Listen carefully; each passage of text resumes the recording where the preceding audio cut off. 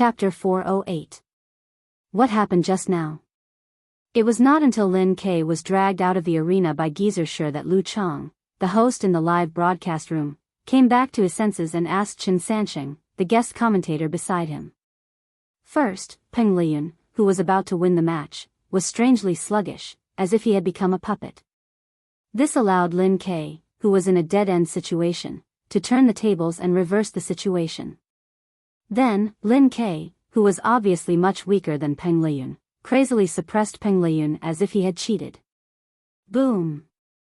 Boom! Boom! The waves of fire created a scene of a real explosion. However, this development did not last long.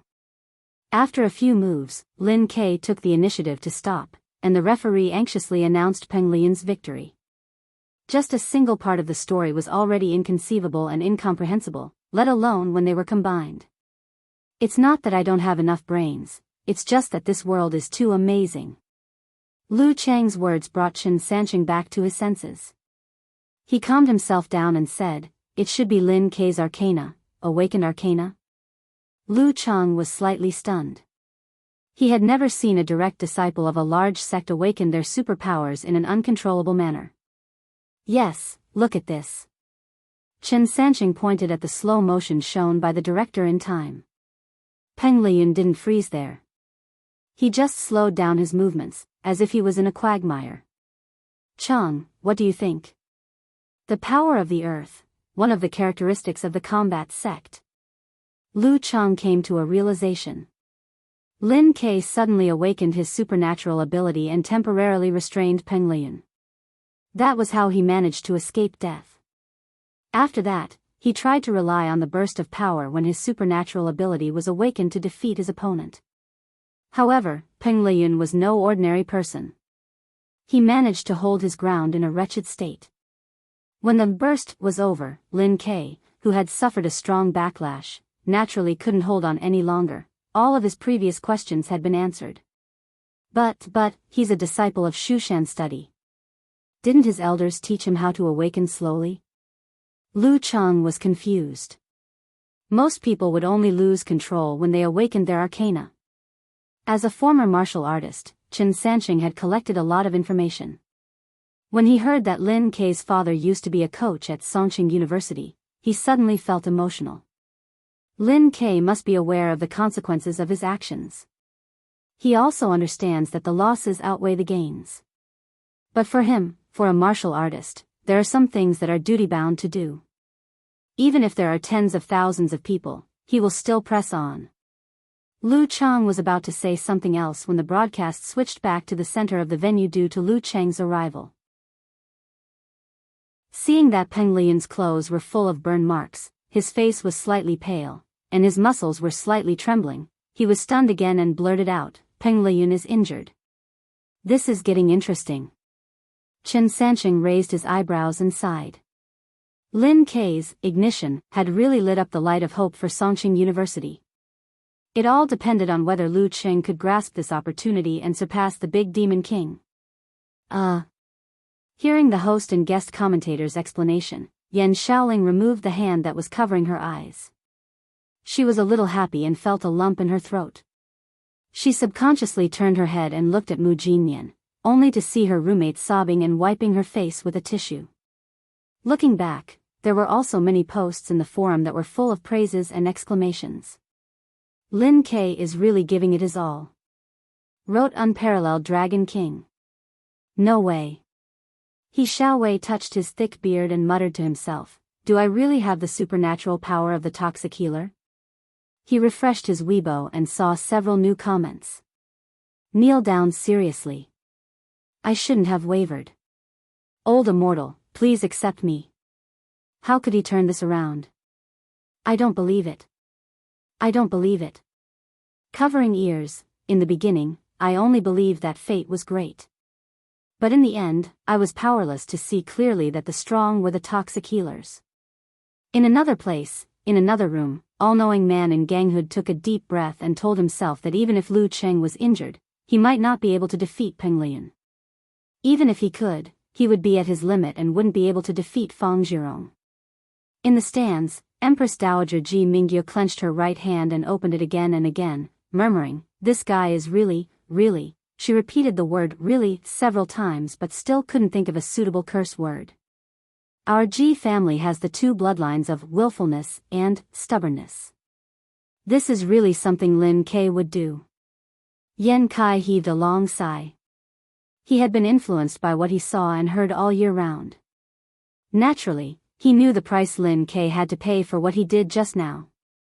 He turned his head to look at his wife and released his palm. He patted Ji Mingyu's other shoulder and comforted her, "Don't worry. With Coach Shi and Mom and Dad protecting him, there won't be any serious consequences. Who hasn't been reckless and impulsive when they were young?" Ji Mingyu sighed and said, "With this, his chances of becoming a physical invulnerability expert are reduced by at least half. If Lin Ke could follow the normal process, it would be easy for him to enter the high pin and become an inhuman before the age of 22. He would have enough time and potential to reach the physical invulnerability realm. But now, it would take him about a year and a half to recover. At that time, due to the awakening of his supernatural ability and the improvement of his physical fitness, he would be able to reach the 6th pin level very quickly. But it wouldn't be so easy for him to reach the inhuman stage. Yen Kai opened his mouth and wanted to say something, but then he saw the guy who had abducted his little princess standing in front of Peng Liyun. The atmosphere suddenly became tense again. Even the audience who didn't have strong inclinations felt the suffocation of the final match. In the substitutes bench of Songqing University Martial Arts Club, Geyser Shi suppressed the backfire in Lin Ke's body and stabilized his condition. He ordered Li Mao and Kai Zongming to send him to the emergency room for follow-up treatment. Yen Jika looked at her cousin whose pale skin was covered with frost. Her eyes were obviously red and her fists were clenched tightly. She wanted to take responsibility for herself. She turned her eyes back to the arena. Her eyes reflected Lu Cheng's tall and straight body.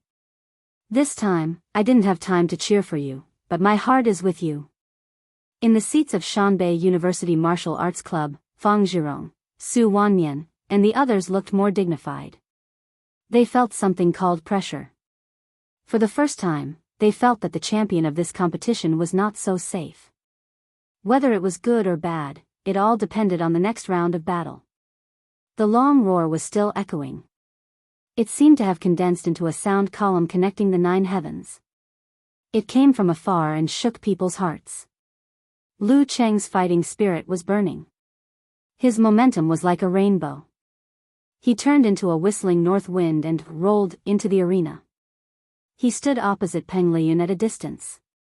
His blood was surging and his emotions were surging.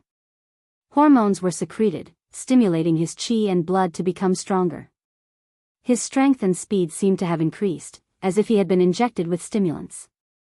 Normally, he would follow this momentum and fiercely attack to vent his emotions and completely defeat his opponent. However, Lu Cheng was very clear that Peng Liyun was not an ordinary person. He was the heavenly son of the age and deserved the title of Big Devil. When facing such an opponent, even if he was injured, he could not take it down in one breath. If he was impatient and reckless, he would seize the opportunity and win in one fell swoop. Of course, he could not give up this feeling of burning, stirring, and this feeling of momentum soaring to the sky. He would lose a certain advantage. Therefore, he had to fight according to his master's words. Mind like fire, heart like ice. Aggression like fire, calm like ice. Well, in Peng Liyun's current state, he would not be able to take 3 internal explosions. While Lu Cheng was pondering, the referee had already raised his right hand. Peng Liyun had also refocused the light in his eyes. It was as if 2 bolts of lightning had leaped out of thin air, illuminating the surroundings and causing Lu Cheng's mind to tremble slightly. With a whoosh, the referee's palm fell and the voice came out, "Begin." Crack. Lu Cheng and Peng Liyun moved at the same time. The former burst out his Dan force, his legs thickened and flew out with a momentum like a rainbow. The latter withdrew his qi and blood, lowered his waist and then released it, like a cloud floating forward, flash attack, on his opponent. They both chose to attack at the beginning of the game. This battle had entered the white-hot stage as soon as it started. Both of them pounced at high speed. The distance of 8 or 9 meters disappeared in an instant. They charged at each other and had no room to adjust. They could only lean sideways, bulge their muscles, and stick to each other. Bang! It was like two cars collided in the middle of the arena. The sound was so loud that the air billowed. Lu Cheng and Peng Liyun's bodies seemed to be frozen. The trembling of their muscles and the bouncing of their large tendons were subtle but clear. After a moment, they both stepped back and cracked the bluestone with a stomp. Lu Cheng just steadied himself and bent his body forward, his two arms hanging naturally. His wrists hooked and shook, shooting out a white cold light that moved close to the ground and a red fireball that penetrated the airflow. Burning ice and flame. With such a short distance and such a tight attack, Peng Liyun didn't even have time to use the astral steps. It seemed that he had no other choice but to take it head-on. At this moment, the light in his eyes grew brighter. His palms glowed silvery white and suddenly clapped in front of him. Boom! This clap was no longer a crisp and short paw. It was like a thunderclap. The sound wave and airflow swept out, instantly destroying the unstable crystal cold light and violent fireball.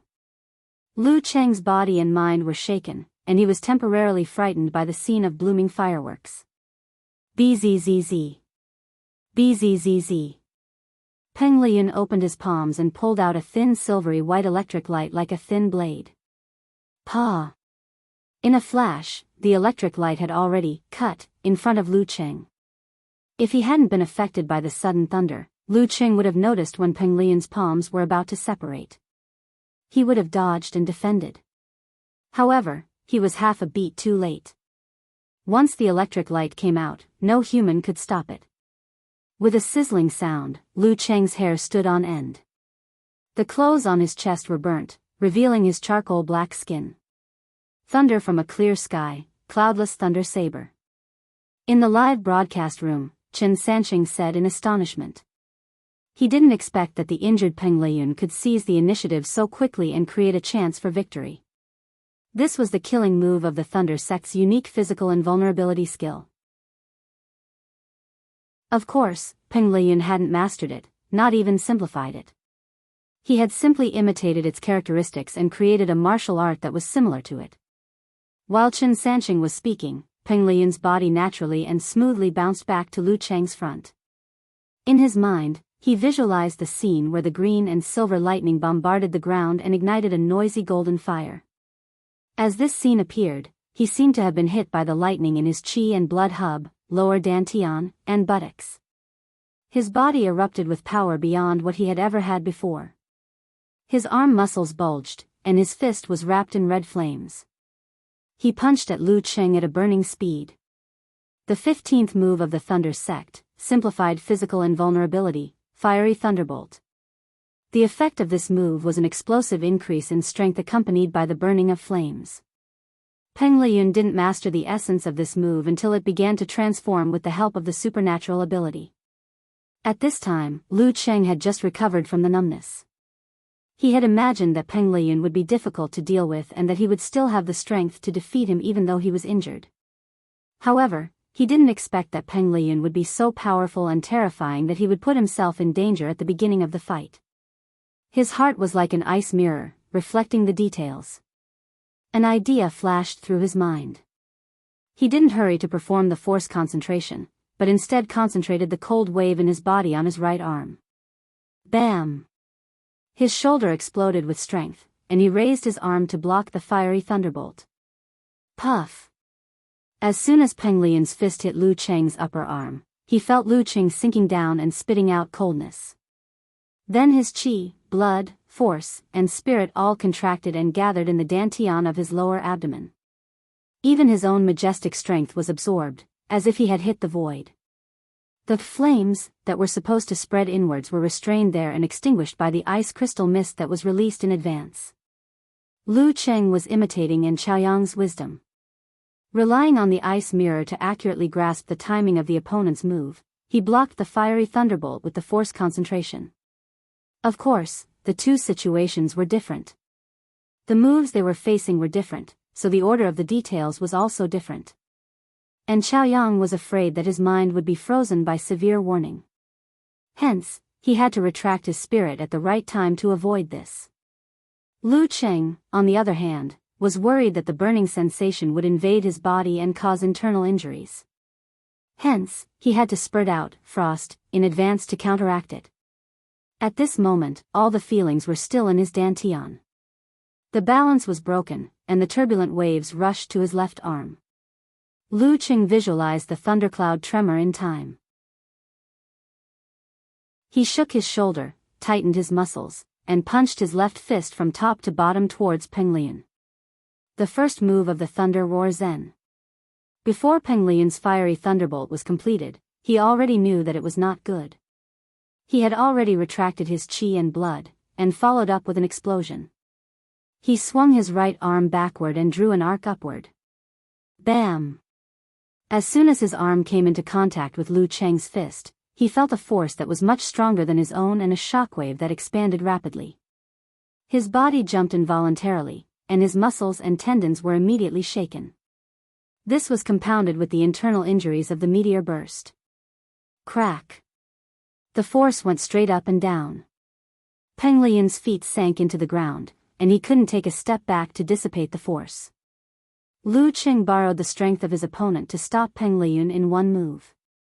He immediately took the time to adjust his muscles and visualized a heavy and scorching red sun. The flames gathered and condensed into a ball that was about to explode. A deity with a human head and a beast body stepped out of the void and suppressed everything. Fire sect, simplified physical invulnerability, internal explosion. Lu Cheng was about to raise his right arm and deliver a critical blow when he felt a sharp pain in the spot where he blocked Peng Lian's fiery thunderbolt. The pain went straight to his brain. It was indeed too risky to resolve a simplified physical invulnerability with force concentration. Moreover, fiery thunderbolt was known for its explosive force. Although I managed to dissipate and borrow part of the force, the remaining force still hurt my muscles, tendons, and bones, which affected my force. He suddenly realized.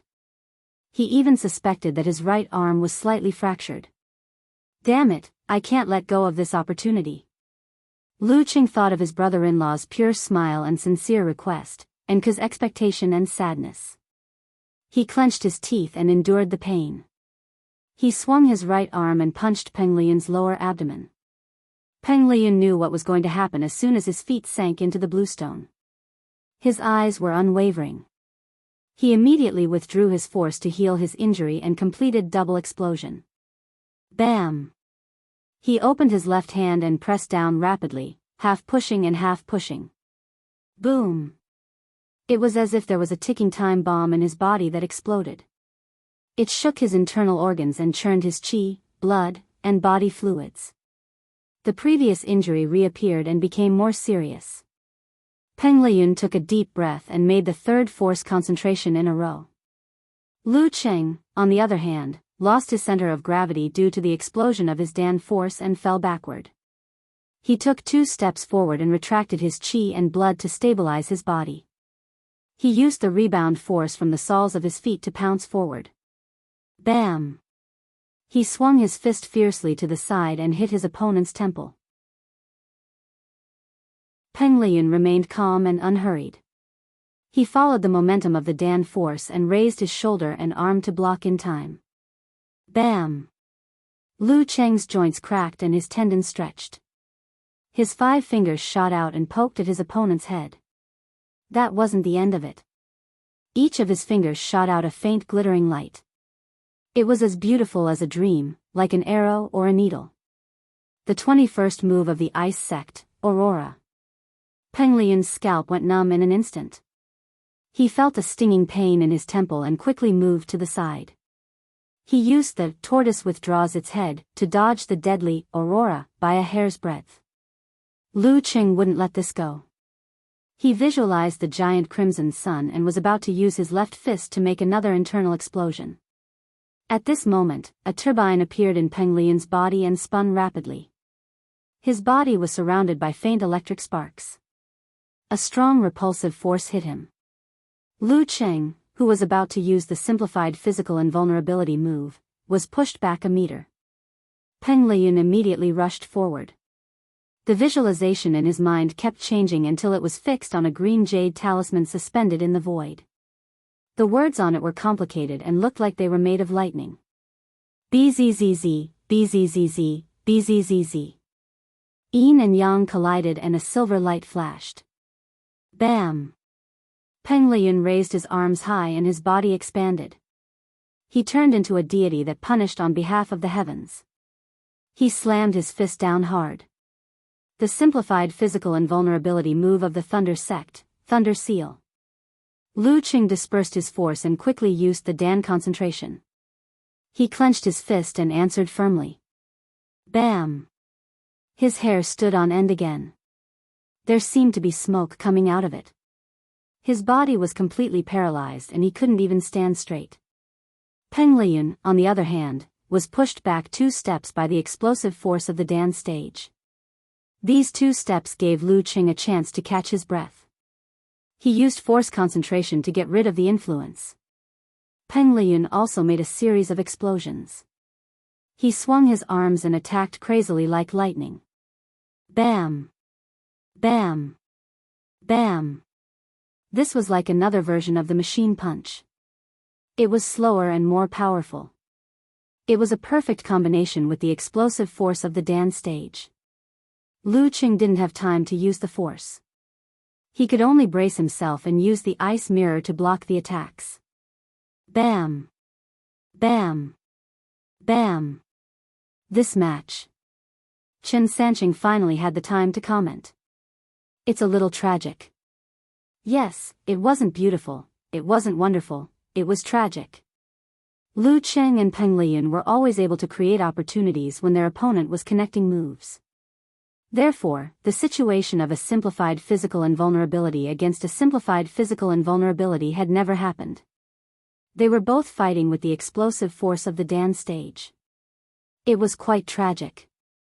This also showed that they were evenly matched and in a stalemate.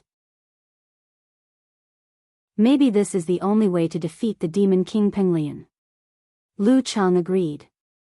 Bam! Bam! Bam! Bam! Bam! After making 9 consecutive explosions, Peng Liyun took the initiative to change. He grasped the pulse of the rhythm and suddenly stopped his attacks. He took a deep breath. Bam! Bam! Bam! Bam!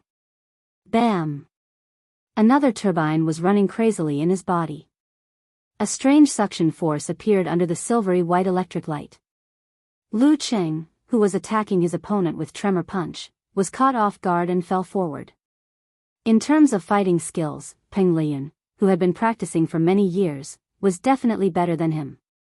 Opportunity. Peng Liyun didn't use the simplified physical invulnerability. He didn't use the Dan concentration or the simplified physical invulnerability. He straightened his right arm, turned it into a whip, and lashed at his opponent's neck. The fist in front of Lu Qing's eyes was getting bigger and bigger. It seemed that Lu Qing only had 2 choices. He could either give up his stance and roll on the ground to avoid the attack, or he could stabilize his body to avoid the attack. Of course, Peng Liyun's follow-up attack would be a series of attacks. Neither of these options could turn the situation around. Lu Qing's eyes remained unchanged. He stabilized his center of gravity and moved an inch to the right, giving his shoulder to Peng Liyun. It's over. Chen Sanqing murmured. Crack. Peng Liyun's whip cracked. However, it wasn't Lu Qing's bones that were broken. It was a layer of ice crystals that had formed at some point. The 15th move of the Ice Sect, Ice Armor. This move was the application of supernatural ability. Lu Qing mastered it very quickly. He had mastered it in a few days in March. Although it couldn't withstand the simplified physical invulnerability and the explosion of the Dan stage, it was still useful for ordinary moves. In a battle between mighty ones, one wrong move would result in a counterattack. Without thinking, Peng Liyun retracted his chi and blood to guard against the killer move. Lu Qing wouldn't let go of this opportunity. He had been visualizing the giant red sun and fire god Jerome when he moved his body to the right. At this moment, he stretched his body and endured the pain in his right arm. He guided the compressed fireball into his fist and punched it out. The simplified physical invulnerability of the fire sect, internal explosion. The second punch. Boom. Although Peng Liyun punched down in time and forced his enemy to retreat with the explosion of the dance stage, his body was attacked again.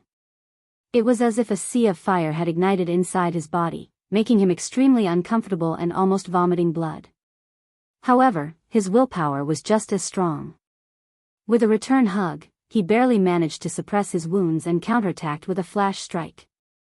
Lu Qing defended himself with the explosion of the dance stage and didn't move at all. He planned to use the Thunder Roar Zen to completely destroy his enemy's injury, just like how he dealt with Renli.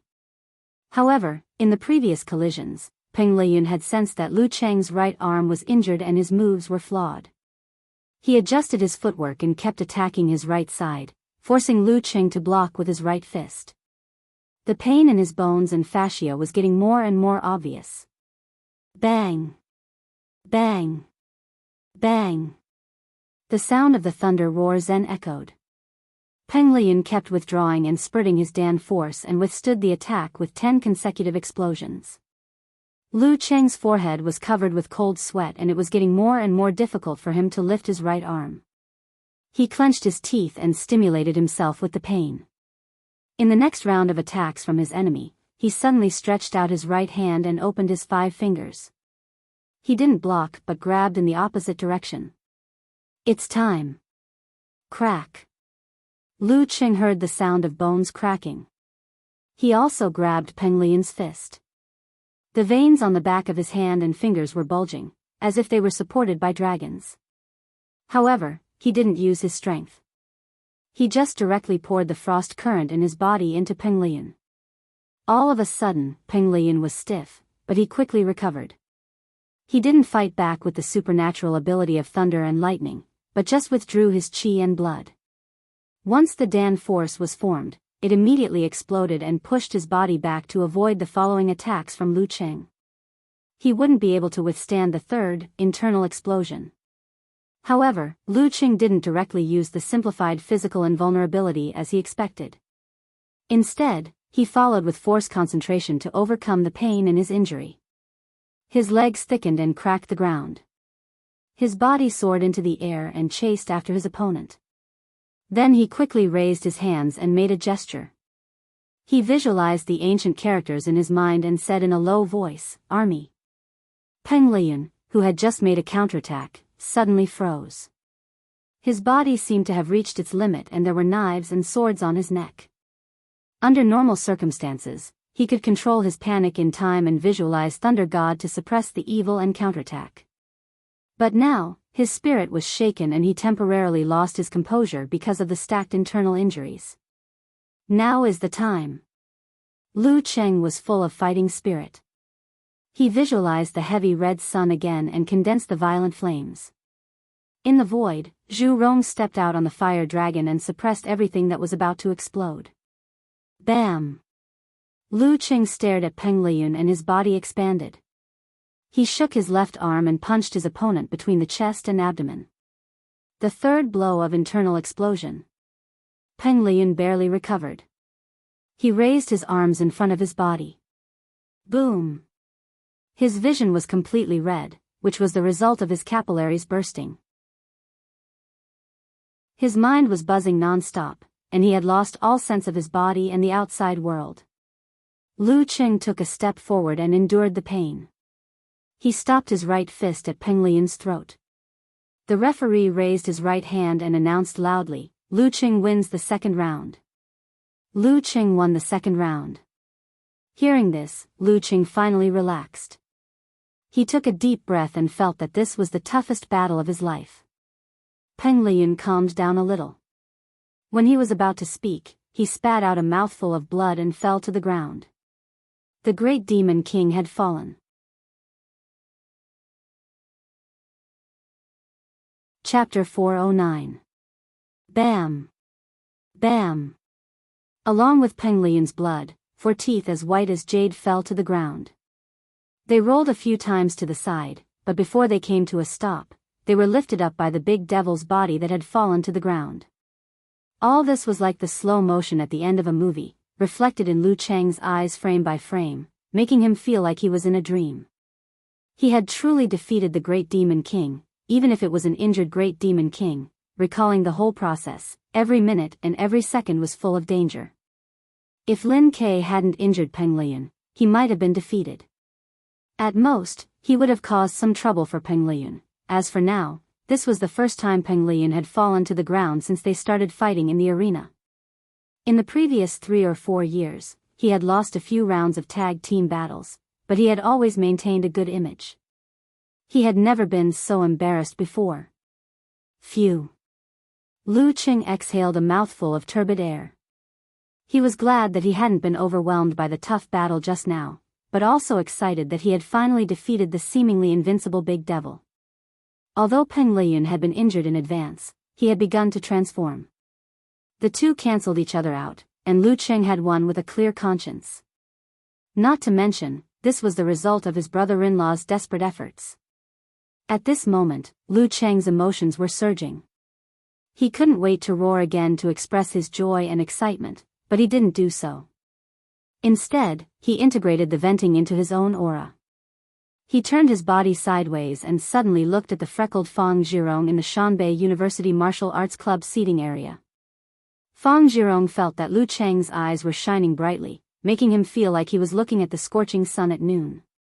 He couldn't help but narrow his eyes. At the same time, he heard an illusory whistling sound echoing in his ears, as if a hurricane was about to blow. His body trembling slightly, Fang Zhirong came to a clear realization in an instant. After the battle just now, Lu Cheng's aura was soaring to the sky. If he had consumed too much energy or suffered heavy injuries, then no matter how strong his momentum was, it would only be a decoration and wouldn't affect the overall situation. But now, it was obvious that the outcome had been decided before they reached their limits. With Lu Cheng's abnormal stamina, it wasn't impossible for him to fight another fierce battle.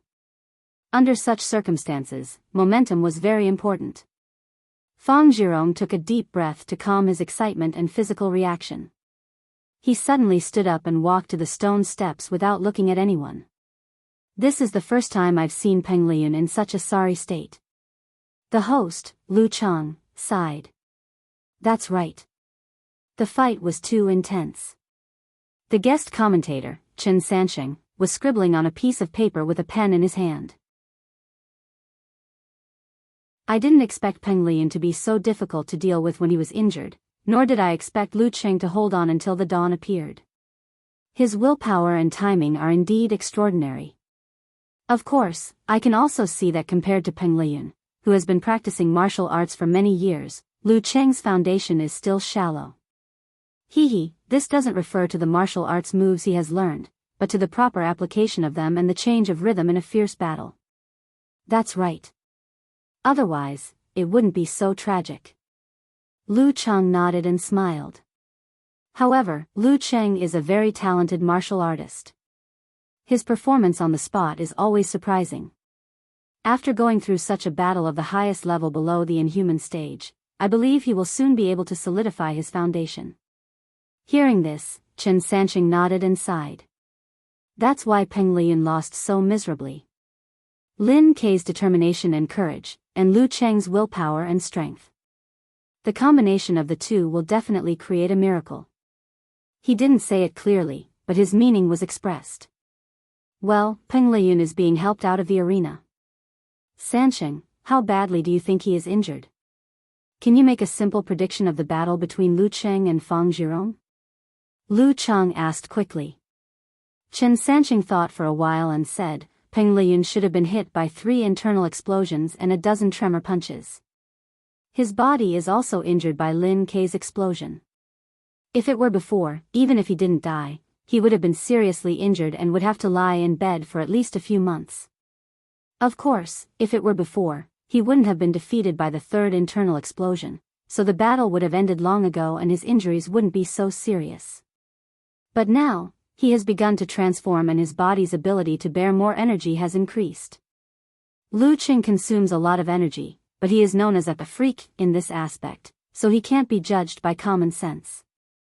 I think he should still have the strength to fight with a normal 7th pin fighter. The problem is, Chang, have you noticed that Lu Cheng's right arm is obviously injured? And the injury has worsened a lot in the last 2 or 3 blows. It can be considered to be temporarily disabled. At most, he can barely move it. Lu Chang nodded and said, I noticed that Peng Lian was aiming at this point. Unfortunately, he didn't last long. Lu Cheng is holding back one of his arms. So, here comes Fang Zhirong's chance. In the 3rd round, let's split it 6-4. He gets 6 and Lu Cheng gets 4. Chen Sanqing couldn't help but add, and if Lu Cheng can beat Fang Zhirong, Songqing University will definitely win the championship. As long as he can move in the last round, even if he can't make the explosion of Dan's stage, he can still beat Su Wanyan. No way. Even if Su Wanyan doesn't use the Corvine mouth, he is still a professional 9th pin fighter. Lu Cheng retorted in disbelief. Chen Sanqing laughed and said, it depends on who he is fighting. Without the Corvine mouth, Lu Cheng can find an opportunity to use the army formula. I don't believe Su Wanyan can be immune to it. The gap between their ranks is too big, Lu Cheng has too many tricks up his sleeve, and Su Wanyan's strength is restrained. These are all objective facts. Su Wanyan is doomed to have a hard time facing Lu Cheng, unless Lu Cheng's right arm is injured again and he can't even make the hand gesture. No, even if that's the case, with his momentum of defeating the Big Devil after 2 consecutive victories, Su Wanyan will be scared to death. So Su Wanyan is really miserable. But if Lu Cheng is close to his limit, will his supernatural ability of rebounding curse be weakened? Lu Cheng asked doubtfully. The supernatural ability came from the mutation of the root pulp, from the subtle structure of the body, and was closely related to the state of the body. It's possible. But does Su Wanyan dare to take the risk? Chen Sanqing murmured. Hearing the director's prompt, he sat up straight and said, no matter what, as long as Lu Cheng can hold on until Su Wanyan comes on the stage, he will have a good chance of winning. To a large extent, the champion of this competition will be decided by the next round. The game is about to start. Let's wait and see. Will Lu Cheng continue to work hard and complete the 1-2 victory? Or will Fang Zhirong seize the opportunity of Lu Cheng's injury to stabilize the situation and help Shanbei win the championship for the 3rd time in a row? It's really not easy. In Lu Cheng's fan forum, Wonton Seller appeared and expressed her feelings.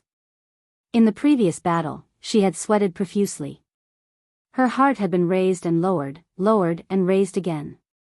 Unparalleled Dragon King replied in a funny way, why else would he be called the Big Devil? I thought Lu Cheng would lose just now. Wow, I almost spilled my cup. Brahman said, it's really not easy for our idol. Defeat the Big Devil and marry the Flying Sky Cup.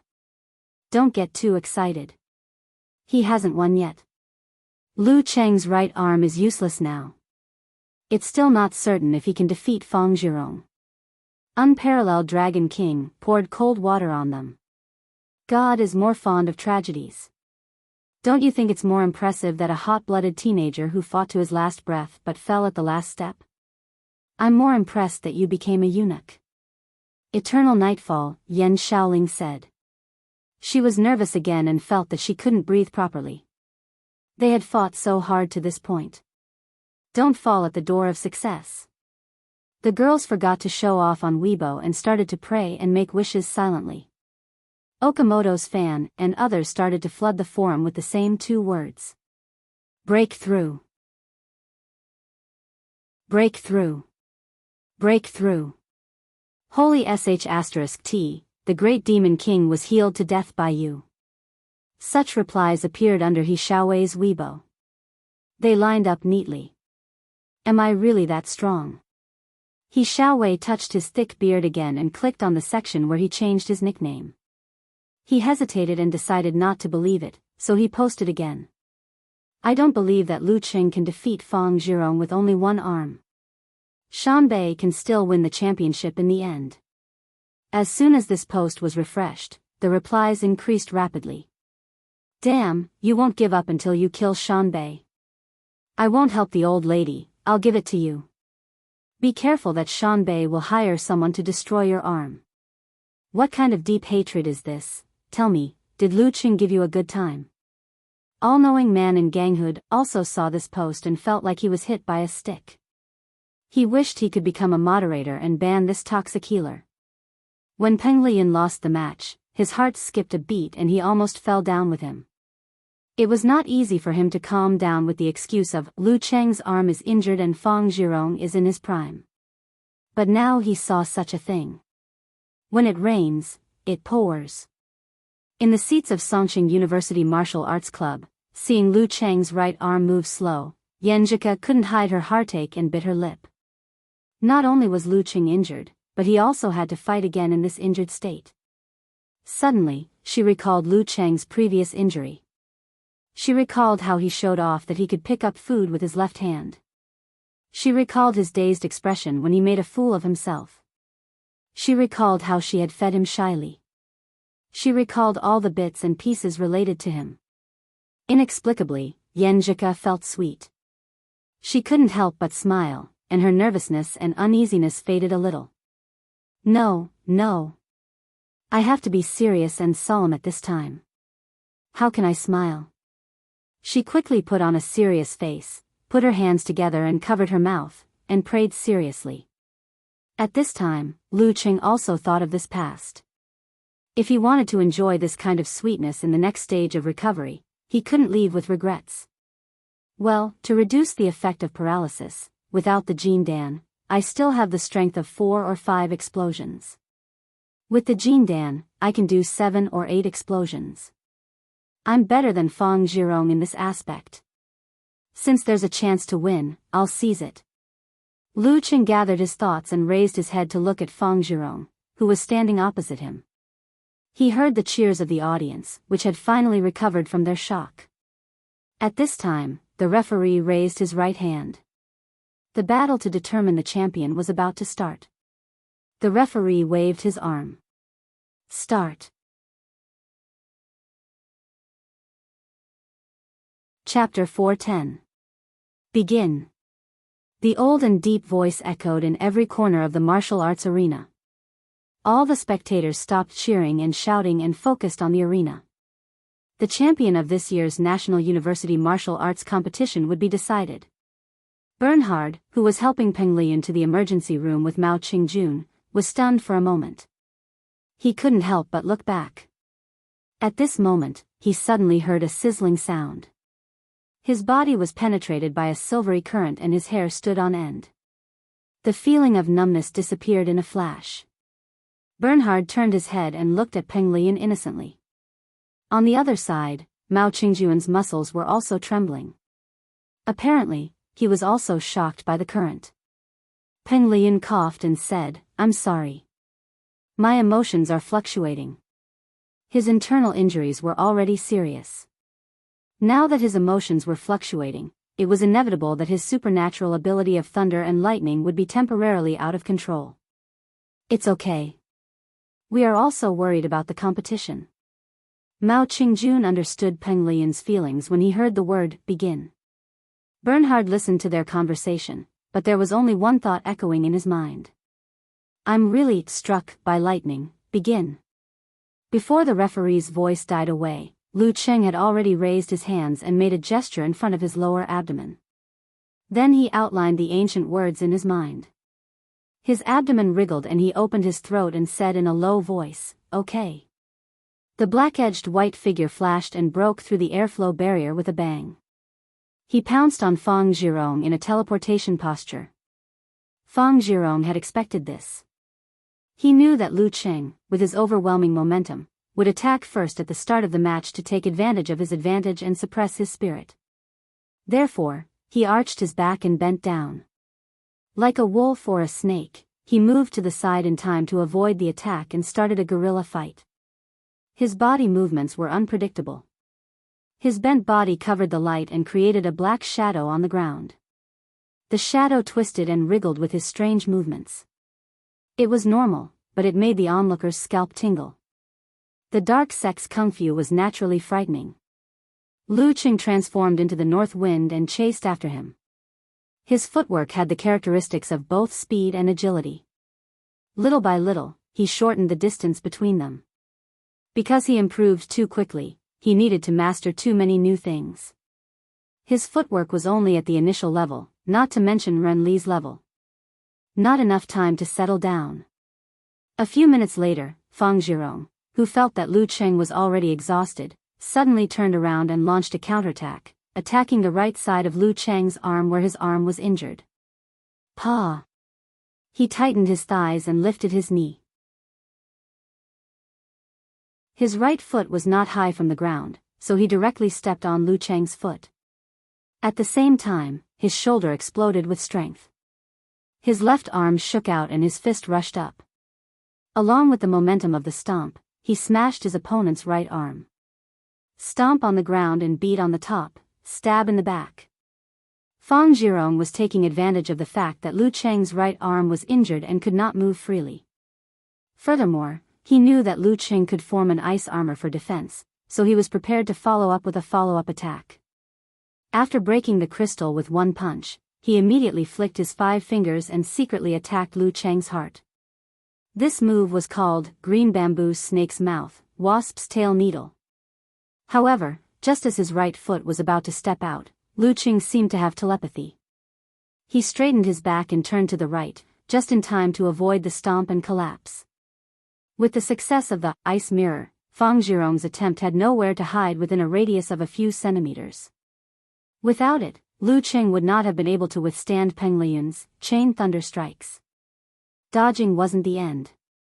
His hands were already forming a seal, and ancient words had already appeared in his mind. Lu Qing's previous pounce was a deliberate gesture. He was waiting for Fang Zhirong's counterattack after his momentum was exhausted. He was waiting for the ice mirror to accurately dodge and launch a sound attack in time. Not good. Seeing Lu Qing's posture, Fang Zhirong's heart skipped a beat. He no longer had time to use the Green Bamboo Snake's Mouth, Wasp's Tail Needle transformation and quickly visualized. A dark light flashed in his eyes. The green light was frightening, as though he had transformed into a poisonous king snake with a swollen neck and extended tongue. The dark sect's secret technique of the spirit and aura, nightmare. Army. The mysterious ancient voice reverberated. The murderous aura of a battle-hardened soldier invaded Fang Zhirong's heart, making him tremble. His courage dissipated, and his body became sluggish. Lu Qing's willpower was strong, and he was no stranger to the secret techniques of the dark sect. After a short period of trembling, he calmed down a little and visualized the forwarding formula. He didn't try to completely restore the sound, but only used it to suppress it. Seizing the fleeting opportunity, he slid forward and used his left fist as a punch to his chest. The stinging pain jolted Fang Zhirong awake. He didn't have time to think about anything else. He forced himself to perform a force concentration, and with the contraction of his qi, blood, force, and spirit, he curled his body into a squatting meatball on the ground, narrowly avoiding Lu Qing's mountain-splitting hammer. A squat followed by a spring. Fang Zhirong's Dan force erupted and shot out like a cannonball, fiercely crashing into Lu Qing's waist. However, just as his fist missed, Lu Qing had already skillfully redirected his qi and blood to his lower abdomen. Bam! His muscles swelled, and his right leg tightened into a whip. With a snap, he lashed out at Fang Zhirong's raised arm. Bam! With a muffled sound, Fang Zhirong, who had no place to exert his strength in midair, was sent flying like a football. Lu Qing took a deep breath and made another burst. He pushed off with his feet and swept across the ground with a crack, chasing after his opponent like a bomber. Fang Zhirong had just steadied himself when he saw his opponent closing in on him. He retracted his qi and blood, the muscles on his left arm swelled, and his fist shot out like lightning. Snow collapsed triple explosion. Fang Zhirong was at a disadvantage everywhere. He felt that his opponent had seen through every move in advance. He didn't dare to be careless and quickly visualized, making the turbines in his body start to spin crazily and pressurize each other. Bam! Every muscle in his body was filled with blood, and his body became taller. His right fist rushed forward with the force of 1,000 kilograms. Magnet sect, rotation of two poles, magnetic rotation. Bam! The air billowed, and their fists showed blue and black veins. Their muscles swelled again in an instant. After a moment, Lu Cheng's body trembled as he integrated the 24 blizzard strikes into force concentration. Once again, he retracted his qi, blood, spirit, and other senses. Faced with such a situation, Fang Zhirong had no choice but to follow suit and make an explosion of Dan force to avoid being swallowed by the brutal blizzard. Bam!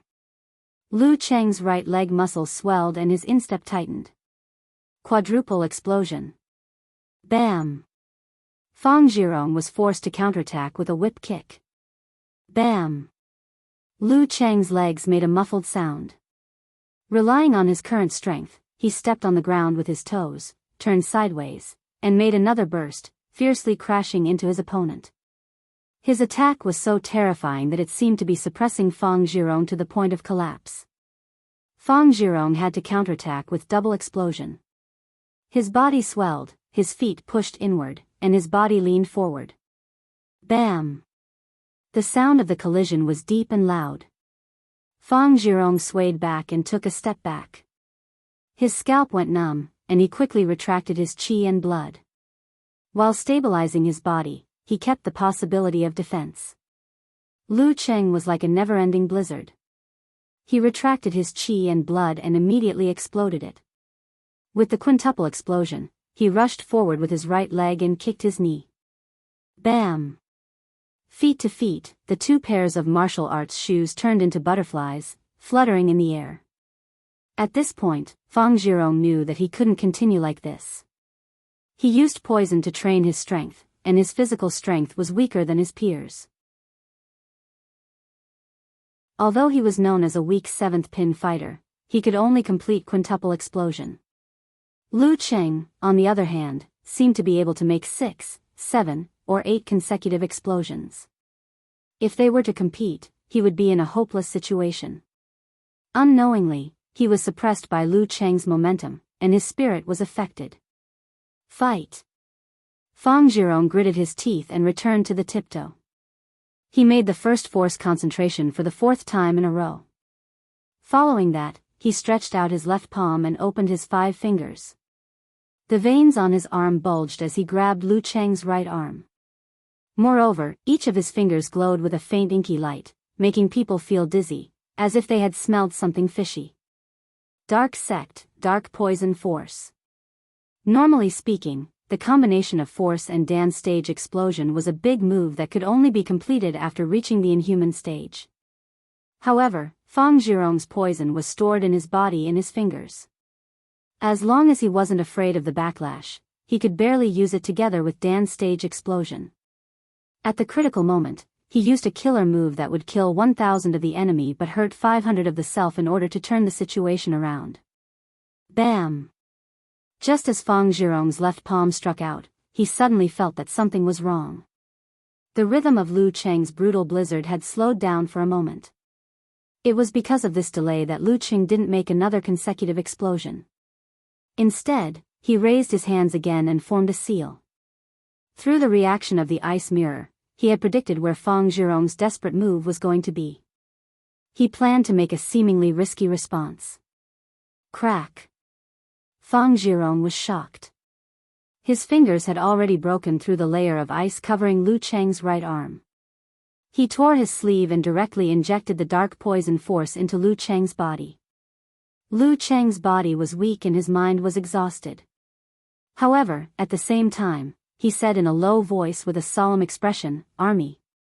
The qi of bloody devilish blood invaded his mind. Fang Zhirong instantly lost his mind and trembled as if he was surrounded. Once the dark poison force entered, Lu Cheng's internal injuries caused by the thunderbolt were triggered. His body and mind were rapidly weakening, and the number of Dan's stage outbursts was reduced. He forced himself to make one last forced concentration. He reduced the influence in all aspects and turned them into Dan force that gushed into his left arm. Bam! In such a short distance, his fist was as fast as lightning. Before Fang Zhirong could recover a little, his fist hovered above his throat. The referee raised his right hand and announced loudly, "Lu Qing wins the third round." In this round, although Lu Qing had fought fiercely and was almost at his limit, and the injury on his right arm had worsened, with the help of the ice mirror and the change of rhythm that he had stolen from Peng Liyun, the entire battle was under his control. He didn't give Fang Zhirong any room to perform. His newly learned moves of the Plague Sect, Dark Sect, and Magnet Sect were all useless. This was the so-called suppression of a higher realm. Ah! His body and mind were at ease, and his fighting spirit was soaring. Lu Qing couldn't hold it in anymore and let out another long roar, as if in response to the previous roar. "Yes, I did it." In the long roar, he turned his head and looked at the seats of the Shanbei University Martial Arts Club. He was looking at Su Wanyan. When Su Wanyan met Lu Cheng's eyes, he inexplicably shivered, just like every time he urinated. Next.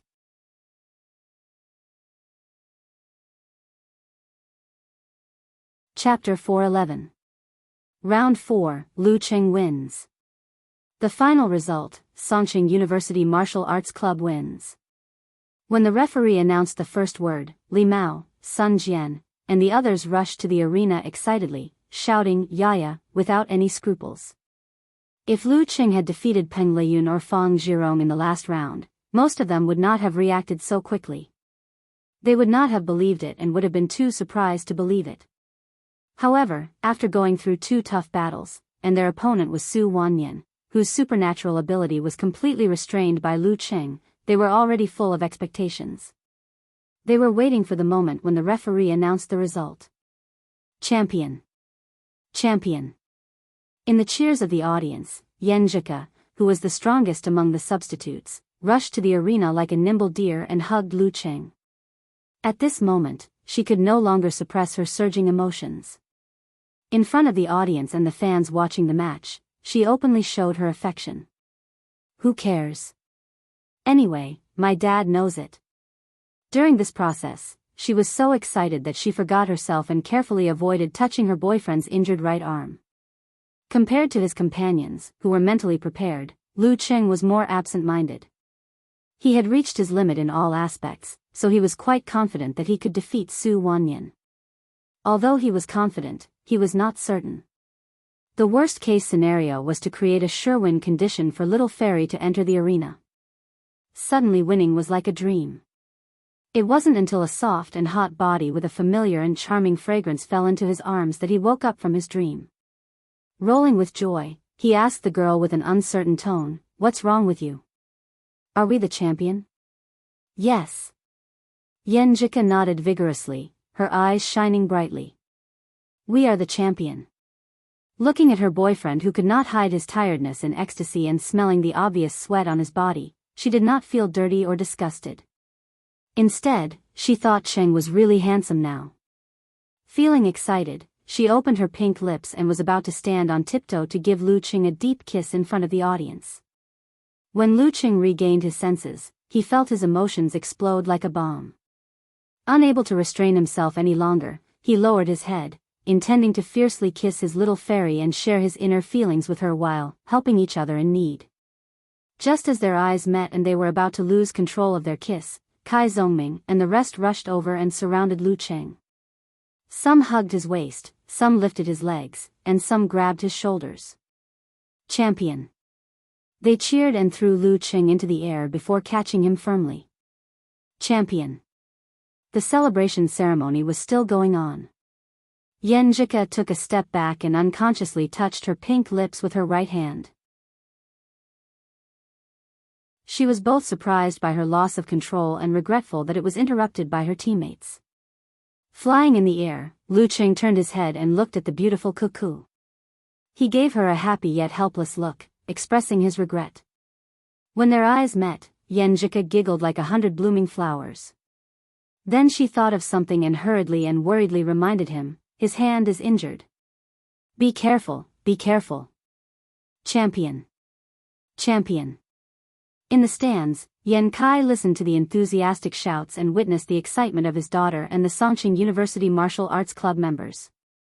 He took a deep breath and gave a neutral comment while recalling Lu Cheng's previous performance. His willpower is good and his strength is strong. Ji Mingyu had sharp ears and eyes. She chuckled and said, "My daughter's taste isn't bad. When they first started dating, I didn't expect Xiao Lu to grow to this level so quickly." "Ah. What did you say? I can't hear you."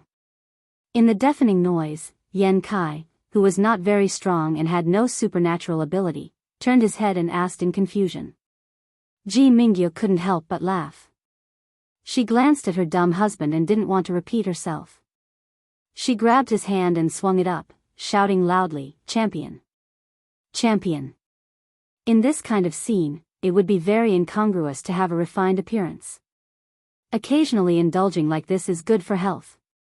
Driven by his wife, Yan Kai gradually blended into the surrounding atmosphere and temporarily gave up his usual elegance. However, there was still something in his heart that worried him. Lu Cheng was young and had a promising future. Would he be tempted to indulge in debauchery and indulge in debauchery? There were too many similar examples to mention. As a father, he would worry if his daughter's boyfriend was not good enough. He would also worry if her boyfriend was good enough. He couldn't stop worrying. The fourth round, Lu Cheng wins. The final result, Songqing University Martial Arts Club wins. In the emergency room, Lin K, who was tied with many instruments, suddenly exhaled when he heard the doctor's report. His tight body relaxed and his tightly clenched fist stretched out. He closed his eyes and a manly middle-aged man seemed to appear in front of him. "Dad, I did it. I got the Feiqian Cup," Lin K said to himself silently. The middle-aged man smiled faintly, his expression filled with relief. In the room next door, Bernhard and Mao Qingjun clenched their fists tightly, pain written all over their faces. They lost the championship that they were sure to win. Peng Liyun was lying on the bed. He didn't wander or think. His expression was rarely sad and had a strong sense of loss. Since he started practicing martial arts, he had never encountered such a setback. "I said I wouldn't take part in the university tournament next year." He smiled self-deprecatingly. At this time, Fang Zhirong had already returned to the locker room and buried his face in a white towel. Su Wanyan was supported by the staff. He endured the pain in his hip and slowly walked out of the arena. He didn't expect to end the match so beautifully, in such a posture. The fourth round, Lu Cheng wins. The final result, Songqing University Martial Arts Club wins. In the live broadcast room, the host Lu Cheng reacted quickly and said with a smile, "Congratulations to Songqing University. Congratulations to Lu Cheng and Lin Quebec. Congratulations to every member of the Songqing University Martial Arts Club for winning the championship of this year's National University Martial Arts Competition. Congratulations to them for winning the first national championship in the history of Songqing University." He finished in one breath and felt a little excited. Chen Sanqing was full of emotions as he continued the conversation. "I believe everyone can see that Shanbei is indeed stronger than Songqing University." However, Lin K's courage to sacrifice himself and his determination to fight for his life helped to bridge the gap between them. Lu Cheng's will to withstand the pressure and his performance as the heavenly son of the age brought them the final victory. What I want to say is that the strongest team lost, but the best team won. Congratulations to Songqing University Martial Arts Club. You are the best. After shouting these words excitedly, he took a breath and said with a smile, "Now I'm looking forward to seeing how my old friend will fulfill his promise." Looking at the chaotic replies on the Weibo interface, Xiaowei was stunned for a full minute. Then he clicked on the nickname change section with a heavy arm. After some preparation, he closed his eyes and blindly typed in a new nickname, Poison Milk Hierarch. Phew. As soon as he finished, he leaned back and closed his eyes sadly. He felt that his superstitious self had died. Crack. When the referee announced the result, all-knowing man in ganghood angrily slammed the table and smashed his hard-earned treasure into pieces. He felt a sharp pain in his wrist as if there was a wound. After calming down, he suddenly realized that the bet of delete your account if Lu Qing reaches the inhuman stage was not very safe. The fourth round, Lu Qing wins. The final result, Songqing University Martial Arts Club wins. In the dormitory of the School of Arts of Songqing University, Yan Shaoling thought that she would be so excited that she would post, drive, and celebrate. However, when she saw the result, she burst into tears. Her eyes were red and her vision was blurred. It's not easy. It's not easy. It's not easy for Lu Qing and Lin Ke. After so many setbacks and so much effort, they finally won the championship. With tears in her eyes, she refreshed the forum and saw that it was full of champion posts. She cried even harder. It's not easy for everyone. Yan Shaoling subconsciously turned around and looked at Mu Jinyan. She was also crying. Her eyes were red and her face was smeared with tears. You are crying too. Yan Shaoling said in a choked voice. Isn't it a little inappropriate to use, what a coincidence, at this time? Well, I'm happy and worried at the same time. Mu Jinyan said while sobbing, Lingling, the effect of your wish is so good, that's. Yan Shaoling was a little proud in her teary eyes. Mu Jinyan wiped her tears and said seriously, in order to not cause any backlash to them, from tomorrow onwards, I will supervise you to get up early. Ah. Yan Shaoling's mouth opened into an O shape. She was dumbfounded. After the joyous celebration, the staff began to clean up the arena and rearrange the mats. In the process, there were singers and dancers. After waiting for 20 minutes, everything was ready. The president of the National University Martial Arts Federation, Mr. Fang Jinyu, stepped into the arena with several guests. He first awarded the silver medal to the depressed Shanbei University students. Next, let's welcome the champion of this year's National University Martial Arts Competition, Songqing University Martial Arts Club. The host invited loudly. Woo woo woo. Wave after wave of trumpet sounds, led by Geezer Shi, Lu Qing, and the others walked up one by one.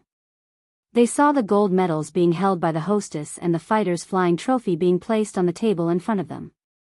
All of a sudden, Lu Cheng's emotions surged again. He turned his head to look at Yan Zhika beside him with tears in his eyes.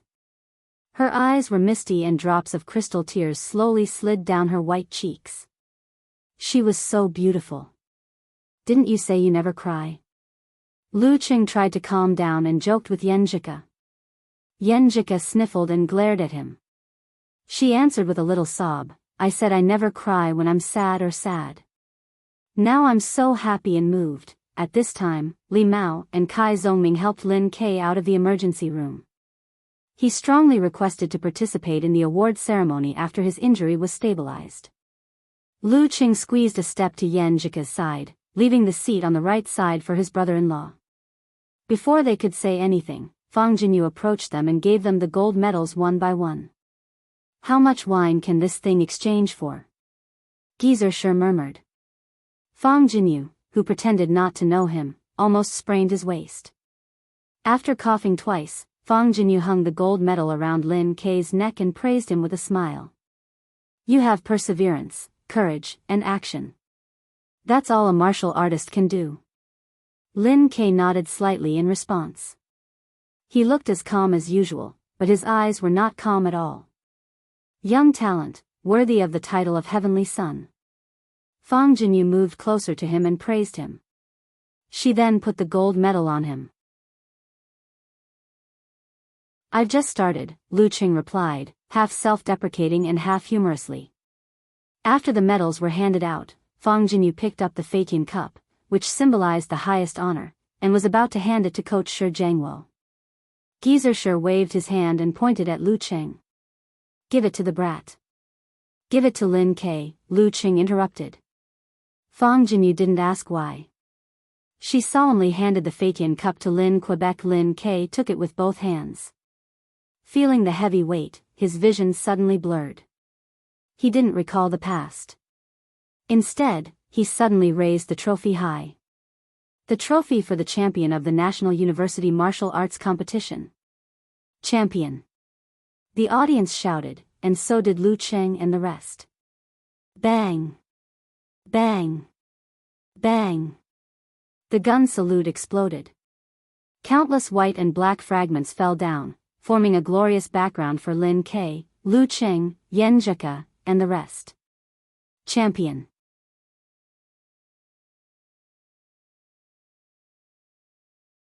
Chapter 412. Champion. In the beautifully decorated barbecue bar, Lu Cheng and the others raised their glasses and toasted each other. Once again, they celebrated the national championship, which was not easy to win. After the awards ceremony, they first accepted an interview and took a group photo. Then they each carried the trophy around the field and returned to the locker room under the enthusiastic cheers of the audience. After showering, they got on the bus and returned to the hotel to put down their belongings. Then they gathered again and came here for a team celebration. Of course, Lin Ke was an exception. Seeing that everyone was so happy, Geezer sure relaxed the rules and allowed them to drink to liven things up. Those who wanted to drink could drink, and those who didn't, he didn't force them. The only requirement was that they couldn't get drunk. Lu Cheng and Yen Zhika had their own principles, so they didn't make an exception. They held soda water and sour plum soup to their senior brothers and sisters. After another round of toasting, Sun Jian, who drank until his face was full of alcohol, picked up the beer bottle and poured a full glass. Then he pulled Lin Hua up, looked at the crowd and said humorously, "I'm just a salted fish who only knows how to shout 666. Let me toast to you all." Lu Cheng, Kai Zongming and the others burst into laughter and said, "You can toast to us all. Why do you need senior sister Lin to toast to us?" Sun Jian smiled, then sighed and said, "That's right. When we go back to Songcheng, Hua Hua and I probably won't come to the martial arts club again. Let's take this opportunity to say goodbye to you all." He and Lin Hua were going to work in Huahai, so some things had to be finalized in advance. The thesis defense also had to be put on the agenda. There were too many things to be done. Lu Cheng and the others had long known and foreseen this, so they were mentally prepared. However, when they heard it from Sun Jian, they still felt sad. They had been together for almost 2 years, sweating and suffering together every day during the special training. How could there be no friendship? However, all good things must come to an end. Before Kai Zongming and the others could say anything, Sun Jian said emotionally, "Although I wasn't like Hua Hua and didn't get a chance to compete in the nationals this time, I still have a deep impression of them. I don't think I'm not a part of this team." Speaking of this, he laughed. "When I first joined the martial arts club, I only wanted to practice martial arts and fight in competitions to vent my pent-up emotions. I didn't even think about the regional or national competitions. When I met senior brother Chen and the others, they... forget it, I won't say anything bad about them. In short, during those 2 years, I didn't feel like a member of the martial arts club. When I was free, I used the venue and strength training room. When I was not free, I ignored everyone. Over the past 2 years, I've been training, and working hard with everyone for the national competition. I truly feel that I'm a member of the martial arts club. I feel sad when I lose, but I feel happy when I win. In my father's words, I feel a sense of collective honor." Lu Cheng and Yen Zhika listened to him quietly. At the end of his speech, Sun Jian gulped down the beer in his glass and said emotionally, "I'm sorry, but I don't know what to say. This toast is from the 10,000-year substitute Sun Jian to everyone." Lu Cheng and the others picked up their glasses, drank the contents in one gulp, and answered in unison, "To senior brother Sun." Sun Jian filled a small glass of white wine for himself, held Lin Hua's hand and said, "I once read a book. It said that most of a person's life is ordinary and there is nothing to write home about. It is a cycle that goes on day after day. Only occasionally can one jump out and find the light, leaving a different color in one's life. My future may be as ordinary as this, but I can proudly say that when I was at the peak of my life, Hua Hua, all of you, and I fought for our dreams together. We tasted the pain of failure and the joy of success together. We created miracles together. Burning the youth and leaving traces. That's great, that's great. He and Lin Hua raised their glasses together and said in a happy and sad voice, remember to contact us when you come to Huahai in the future. Goodbye. We really have to see each other again. As he spoke, he actually cried and drank up the liquid in his glass. Lin Hua held back his tears, raised his head, and drank his own glass. Li Xiaowen and the others had tears in their eyes and raised their glasses, saying that they would definitely see each other again. Lu Cheng and Yan Zhika also had tears in their eyes and mixed feelings. They also clinked their glasses and drank up. Laughing and crying, happy and sad, excited and sad, Songqing University Martial Arts Club celebration came to an end. Sun Jian violated Geezer Shi's ban and drank until he was dead drunk. He kept repeating, goodbye, we have to see each other again. However, no one blamed him or scolded him. Standing outside the restaurant, the night wind blew. Everyone felt cool and refreshed. Burp, I won't go back to the hotel with you. I have to walk the road with my Fangyuan. Kai Zhongming, who had always been a good drinker, pointed at the girl on the other side of the road and said, go ahead. Let's see how you'll play in the next 2 days. Lu Cheng joked. At that time, he would be a foreign dog again. After watching Little Ming's back safely cross the crosswalk, Geezer Shi coughed and said, I've been so busy with the nationals that I haven't seen many of my old friends in the capital. You guys can go back by yourselves. I still have something to do. Yes, master. Lu Cheng, Yan Zhika, and the others waved their hands. After Shi Jiangwo left, Li Xiaowen and He Zi became more active. They smiled at Lu Cheng, Yan Zhika, Sun Jian, and Lin Hua, saying, we're going shopping and drinking. We won't disturb you guys. Take care of yourself, Lu Cheng reminded. Don't worry, we have bodyguards. Li Xiaowen smiled and pointed at Li Mao. Laughing and joking, they crossed the street and left. At this time, Lin Hua stopped a taxi and pointed at Sun Jian. He said to Lu Cheng and Yan Zhika, he's so drunk that I have to send him back first. Do you want to come with me? The hotel is not far. We're going to walk back. Lu Cheng smiled and helped Lin Hua put Sun Jian into the car. Bye-bye. Lin Hua sat in the car and waved to them through the window. Bye-bye. Lu Cheng and Yan Zhika responded with a smile. The car started and drove away. They suddenly found that they were alone in the cool night wind. The previous bustle and noise had returned to silence. After a short period of adaptation, Lu Cheng smiled and covered his chest with his left hand. He bowed like a gentleman and said, beautiful lady, no, beautiful fairy, may I invite you to take a walk with me? His right arm was wrapped in layers of bandages and splinted, so he could only wave it forward clumsily. According to the doctor, with his body's recovery ability, he wouldn't need to go through so much trouble in a few days. He would be as good as new in about 3 weeks. Of course, the premise was that he didn't get hurt again. Yan Zhika chuckled and said, you disabled person, don't be so fond of acting. Although she said so, she still gave her right hand to Lu Cheng and let him hold it. Bathed in the neon light, the two strolled leisurely on the street, enjoying the faint aftertaste of joy. Hey, when senior brother Sun Jian and senior sister Lin Hua just said goodbye, I was a little sad. Yan Zhika suddenly sighed while chatting. Lu Cheng felt the same way. He nodded and joked, Coach Yan, I remember you once taught me that there are 2 kinds of friends. The first kind is those who only know each other for a short time and will eventually drift apart. There's no need to be sad about it. Yan Zhika put on an evil smile and rolled her eyes at him, while gnashing her teeth. I know that. But emotions can't be gone just like that. Lu Cheng was glanced at by her lively eyes and suddenly felt some ripples in his heart. After looking around, he pointed to a quiet alley with his chin and said, let's go there. Ah. Yenjika blinked with a blank face. We can take a shortcut there.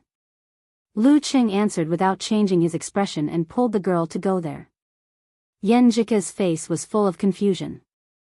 Seeing that her boyfriend was so insistent, she no longer doubted him. Her steps became heavy and light. Every time she stepped on the floor tiles, she swayed, and her skirt fluttered. Lu Qing looked at her greedily. When they walked a few steps into the alley, he suddenly pulled the girl into his arms. Yenjika looked up in confusion and was about to say something, but Lu Qing covered her mouth with his passionately. After a few moans, her body softened. She grabbed Lu Cheng's clothes with both hands and took the initiative to stick out her tongue, letting her boyfriend suck her sweetness. Lu Qing kissed and hugged her tighter. He breathed in the girl's warm breath and felt the beauty of her delicate body. After a while, they finally separated and panted slightly. Yenjika glared at Lu Qing with bright and watery eyes. She said with annoyance and amusement, Why are you so excited? We're going back to the hotel soon. Lu Qing laughed and said, I thought about it. Your parents will definitely come to talk to you tonight. When we go back to the hotel, we'll have to part for a while. So, let's kiss first. Oh, you've learned to answer first. Yenjika thought about it and found it reasonable. It's all because of Coach Yan's good teaching. Lu Qing lowered his head and pressed his forehead against his little fairy's forehead. He murmured his inner feelings that he didn't have time to say, so good. We're the champions. We're the champions with you. Such a posture and such words softened Yenjika's heart. She raised her head, opened her pink lips slightly, and looked at her boyfriend with sparkling eyes. She looked like she was waiting for a kiss. Lu Qing naturally did as she wished. The two of them were entangled and dilly-dallying. They walked for half an hour and finally saw the entrance of the hotel. When they saw Ji Mingyu and Yan Kai, a car stopped beside them. The car door opened. Lin Kei, who had changed into a t-shirt and casual pants, got out of the car with difficulty and stood in front of them. Brother. Yenjika called out subconsciously. Lin Kei nodded slightly. He looked at them and said in a low voice, I might not go back to Songqing University. Ah. Lu Qing was stunned. Yenjika seemed to have expected it. Lu Qing knew that Lin Kei came to Songqing University to make up for his father's regret. He didn't like Peng Lian, who really liked to study, nor did he like Ren Li, who didn't want to be an illiterate person. The usual courses and the final degree were almost meaningless to him. Once his wish was fulfilled, there would be nothing holding him back. However, Lu Qing didn't expect Lin Kei's farewell to come so quickly and so unexpectedly. Lin Kei still looked cold, but he was a little more talkative than before. He said calmly, I've heard a song before and remembered the lyrics. It's called, The Good Days of Youth and Frivolity Are Over When You Grow Up. After pausing for a moment, he revealed an extremely faint smile. Using his usual indifferent tone, he said, That's right. I've been frivolous. It's time for me to grow up. After saying that, he turned around, opened the car door and sat in again, leaving only a lonely figure for Lu Qing and Yenjika. The car drove away. Lin Kei didn't turn his head. He just raised his hand and waved casually. The car and him went further and further away until they were out of sight. The bustle was gone. It was deserted. Lu Qing closed his eyes. Lin Kei's words seemed to be echoing in his ears. I've been frivolous. It's time for me to grow up.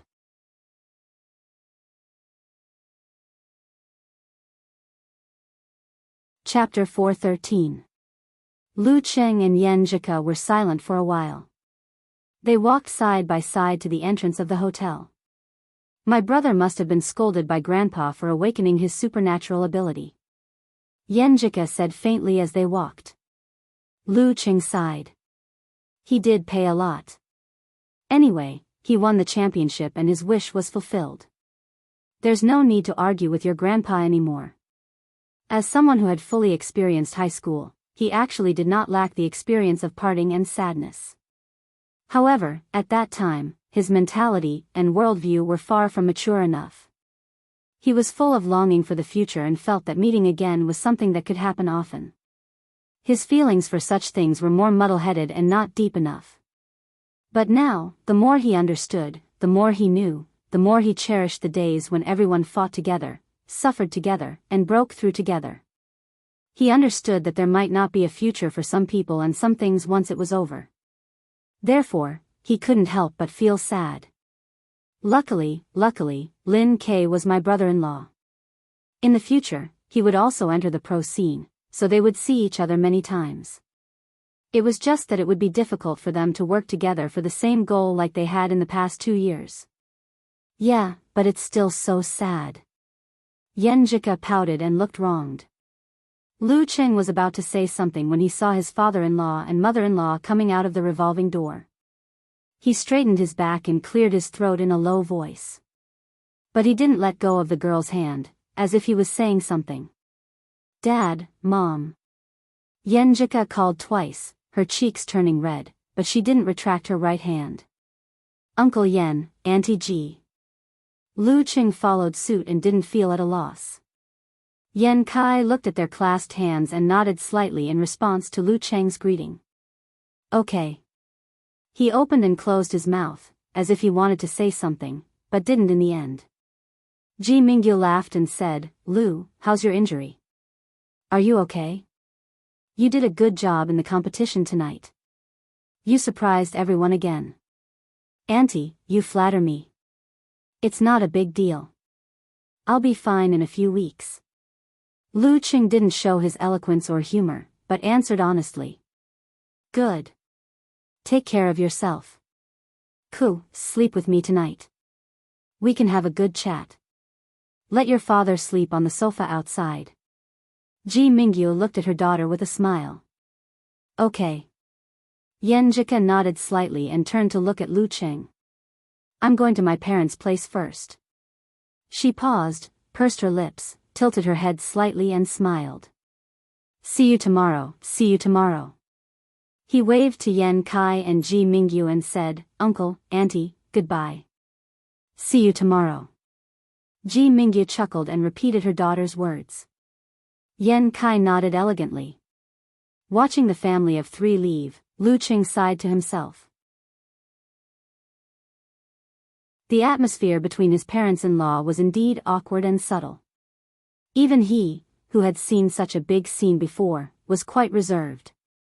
He wondered if someone as strong as Talker would still be able to act freely in front of his parents-in-law. While letting his mind wander, Lu Cheng returned to his room and turned on the lights. On the right was a big bed that he hadn't slept on for many days. On the left were items that were strewn everywhere. Lu Cheng suddenly felt like he had returned to a lonely home after a business trip for several months. The room was bright and full of loneliness and strangeness. This is the night after winning the championship. I'm the only one left? Lu Cheng sighed. Without changing his shoes, he walked to the floor-to-ceiling window. Outside, the skyscrapers were towering, lights were everywhere, and the Milky Way was everywhere. It was both prosperous and lonely. After staring blankly for a while, Lu Cheng suddenly felt his phone vibrate. He quickly took it out and saw Yenjika's message. I'm chatting with my parents. They have a good impression of you. Yenjika smiled shyly. Lu Cheng's lips suddenly curled up. The sadness he felt just now disappeared without a trace. He replied with a smirk. So, we can get married now? Pfft, you wish. The revolution hasn't succeeded yet. Comrade, you still need to work hard. Yenjika said. Lu Cheng couldn't help but laugh. He raised his hand to look at the love ring, and then looked outside again. This time, he only felt that the lights in the night revealed a faint but lasting warmth, illuminating the way home for the late traveler. The next day, Lu Cheng, who had won the nationals, woke up early as usual. He didn't relax or slack off. His arm was injured, so it was difficult for him to practice many of his moves. He could only focus on internal training, footwork, and leg work.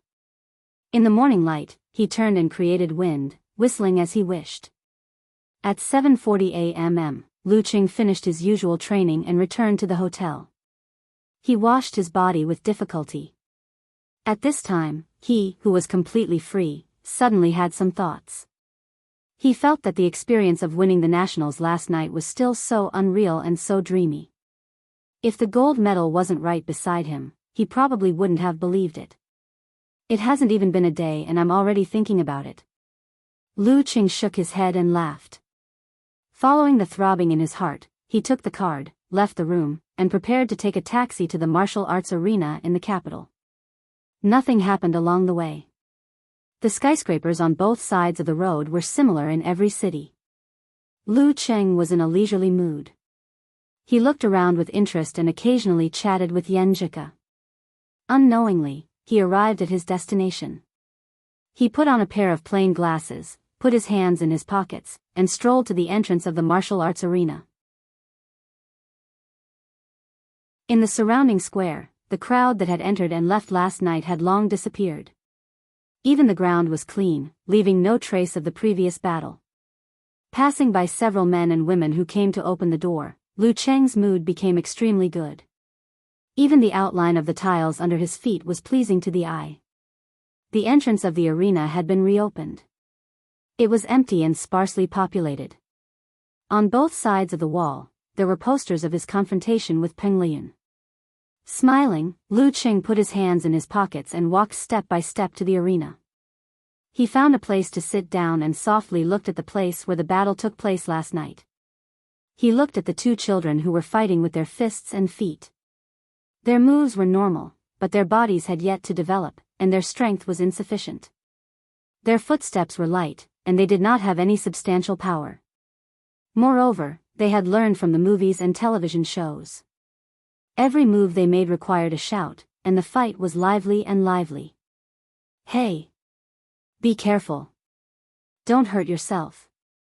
Several parents kept reminding him by the side until he was driven to the stands by the coach. Noticing that Lu Qing was looking at the arena with a smile, an extroverted parent laughed and said, "Children insist on learning martial arts. We have no choice but to accompany them while we are free." Lu Qing thought for a while and said with a smile, "Practicing martial arts is a good thing." As he said, he stood up and added, "Moderate training is good for development.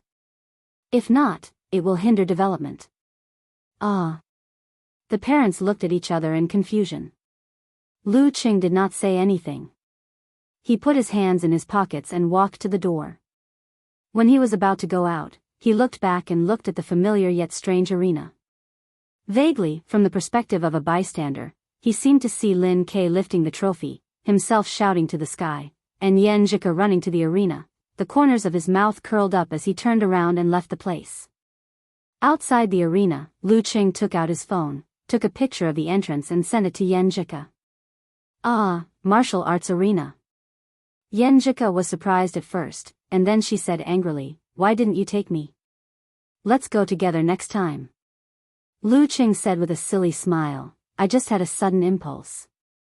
Yenjika giggled with a hand over her mouth emoji. "My silly Qing actually has such a rough side." After that, she added, "Empress Dowager asked you to come for lunch. The address is..." Lu Qing's leisurely mood faded away. He asked, "Do you want to buy cigarettes, alcohol, and fruits? I think I should bring these things for my first visit." "No need." Yenjika said with a confused expression, "It's not a formal visit. We're just having lunch together. Besides, we're still students. But it's the first time I'm meeting your parents. I have to show my respect to them." Lu Qing said with an emoji touching his chin. "No one will blame you for being polite. I don't have experience. I'll ask Empress Dowager." Yenjika hesitated for a while and decided to ask for help. Lu Qing said with a smile, "Empress Dowager probably doesn't know. Your dad only visited you for the first time a few years after you were born. It's okay. The focus is on my parents. If they think it's okay, then it's okay." Yenjika paused for a while and said, Empress Dowager said you don't need to bring anything. She wants you to relax and not be too cautious. Okay. I'll come over shamelessly. Lu Qing asked. Yenjika said with an emoji of rolling eyes, don't rush. Go back and change your clothes first. Wear that dark-colored shirt. And, looking at her nagging, Lu Qing suddenly laughed and said, Ku, are you a little nervous? I'm just worried that you don't know what to do. Yenjika said with a roll of the eyes emoji. Hee hee. Lu Qing didn't expose her and replied, I'll listen to Coach Yan's instructions. Because she cared about herself and their future, Ku was nervous and uneasy. Yeah, me too. Back at the hotel, he took out his clothes and put them on according to Yenjika's instructions. Then he called a taxi and was ready to go. When he got to the lobby, he saw Li Mao, Li Xiaowen, and the others who were happily going out to play. He could feel their happy mood. Waving goodbye, Lu Qing stood at the door and waited for the taxi. The sun was shining brightly.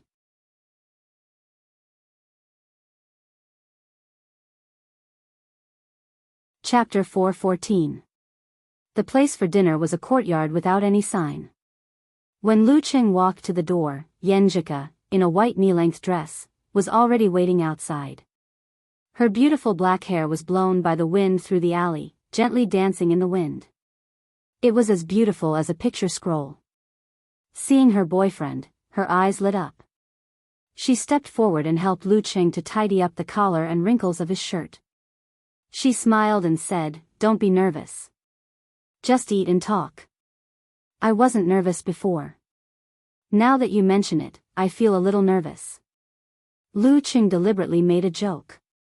Yenjika's beautiful eyes sparkled. She glanced at him, took his uninjured hand, and turned towards the yard.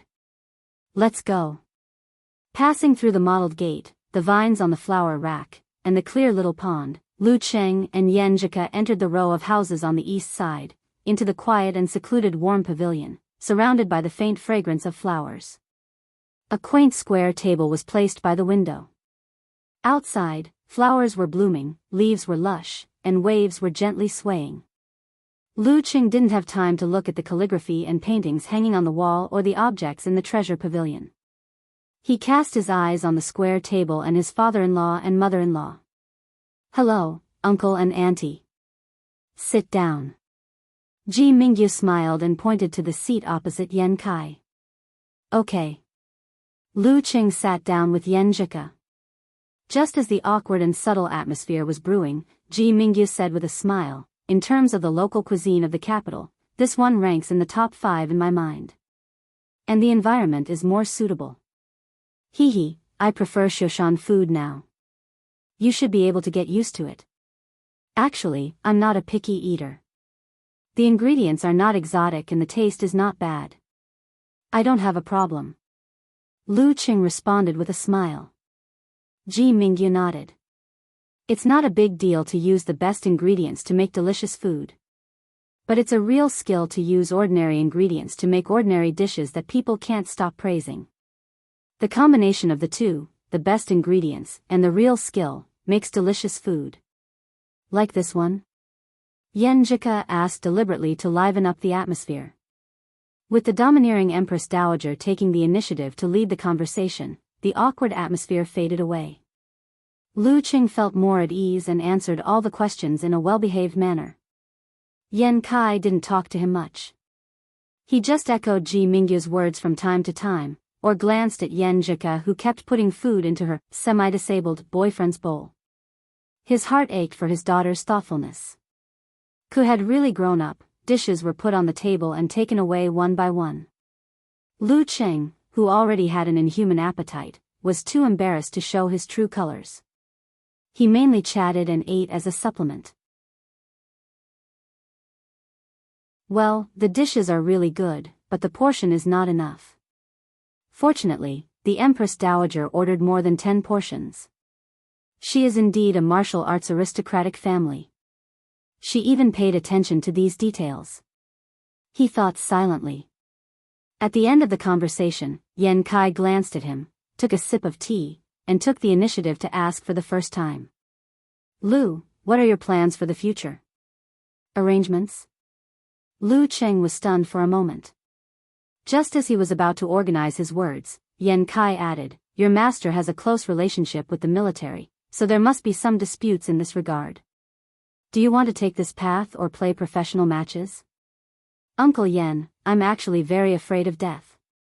Lu Cheng thought about it and said self-deprecatingly, if it's not necessary, I really don't want to risk my life.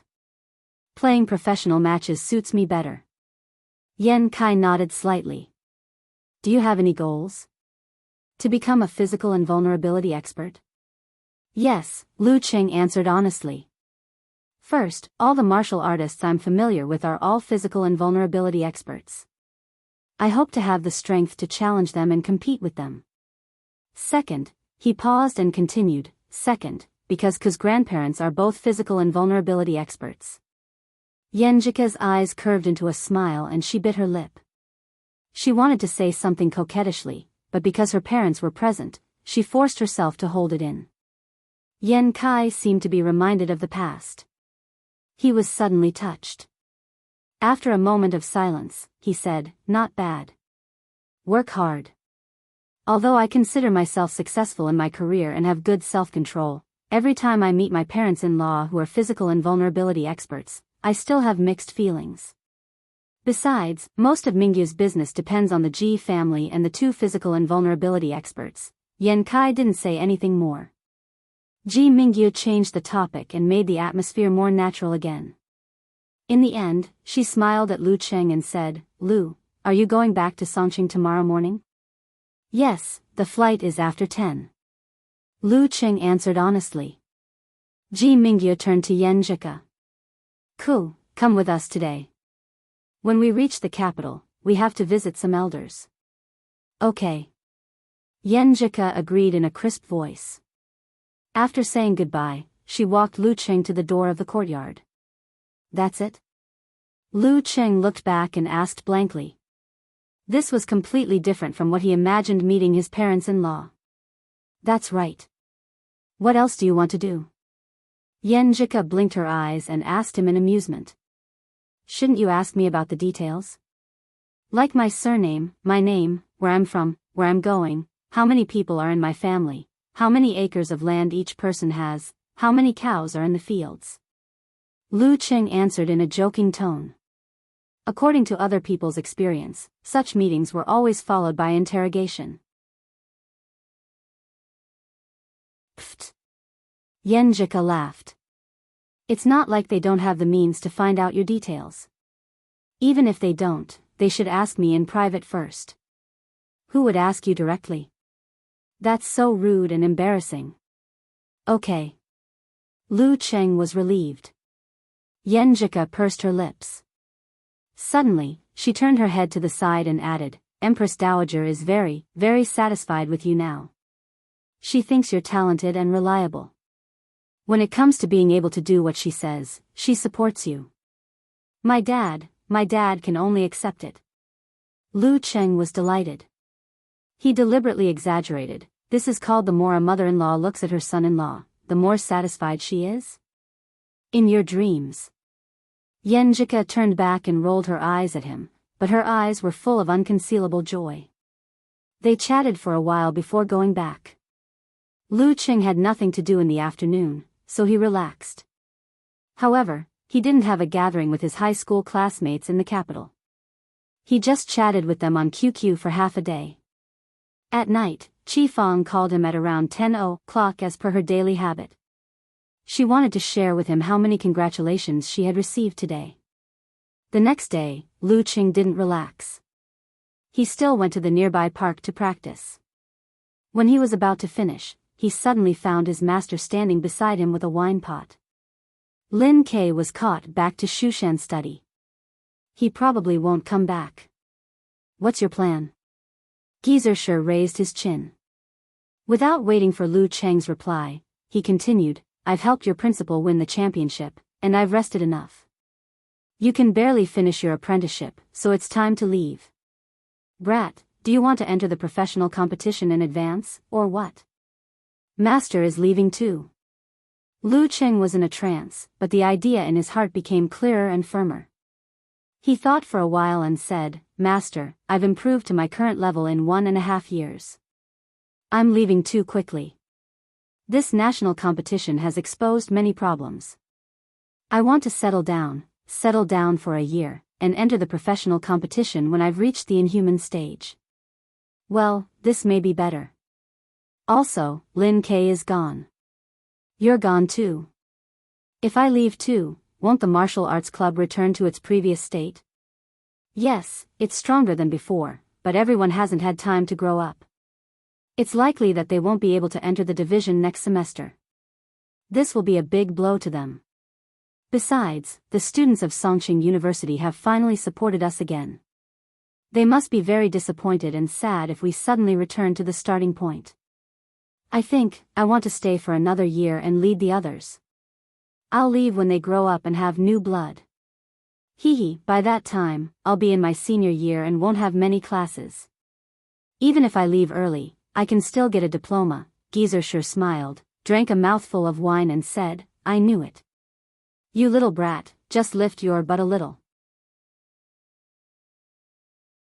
I know what shit you want to shit."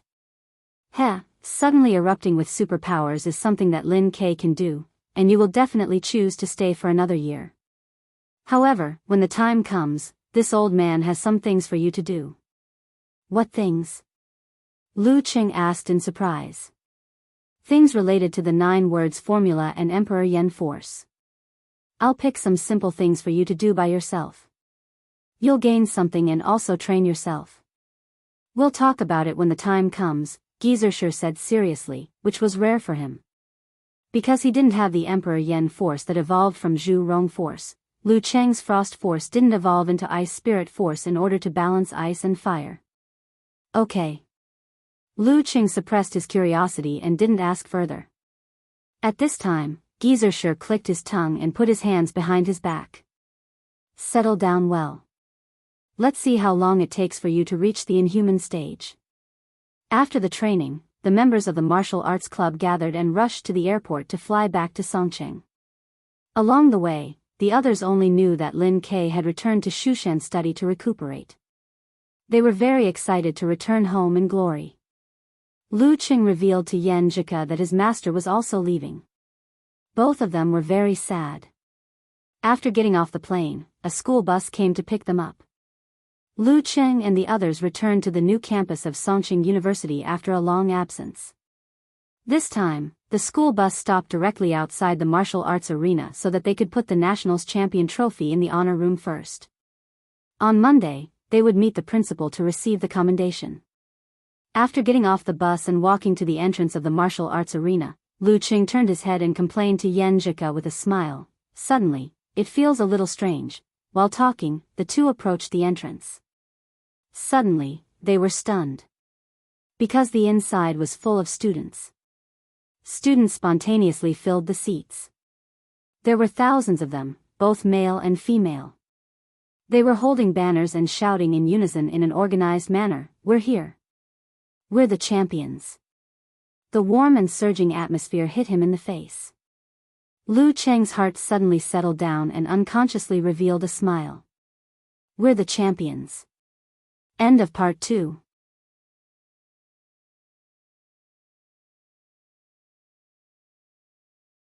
Chapter 4:15. Ding. A message rang. Lu Cheng picked up his phone and found that the champion's prize money had been transferred to his account. Your savings account ending with XXXX received 250000 yuan electronically at 9:45 on April 30th. Current balance is 904,724. 84 yuan. Since this National University martial arts competition had attracted a lot of attention, the broadcasting copyright fee and ticket income had also increased.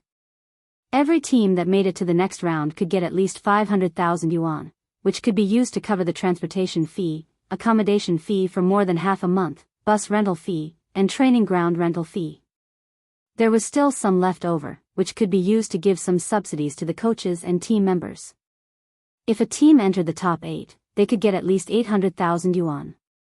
The top 4 would get 1,100,000 yuan, the second place would get 1,400,000 yuan, and the champion would get 1,800,000 yuan. This time, Songqing University was even more generous than during the preliminaries. After deducting 380,000 yuan for various expenses, they only took 300,000 yuan for management fee. As the core members, Geyser Shi, Lu Qing, and Lin Ke each got 250,000 yuan. Yan Zhike, who had more fights and won the key victory in the capital, got 100,000 yuan. Li Mao, who fought until he was injured, got 80,000 yuan. Kai Zongming, who fought alone, got 60,000 yuan. Lin Hua, who fought against the He brothers, got 40,000 yuan. Sun Jian, He Zi, and Wang Dali, the 3 substitutes, got 15,000 yuan each. Li Xiaowen, who did daily chores, got 10,000 yuan. As for the rest, the team members who participated in the special training but didn't go to the capital got 3,000 yuan each. The rest went to the public account of the martial arts club to cover their daily expenses, such as computer maintenance, dinner parties. Unknowingly, I'm going to be a millionaire soon. Lu Qing took a screenshot and showed off his little bank account to Yan Zhike, feeling both happy and amused. He didn't think that he was rich, but as a college student, he didn't need to buy a house for the time being. He didn't need to consider buying a car, so he didn't need to prepare for his wedding, honeymoon expenses, funds to feed his children, and future retirement savings.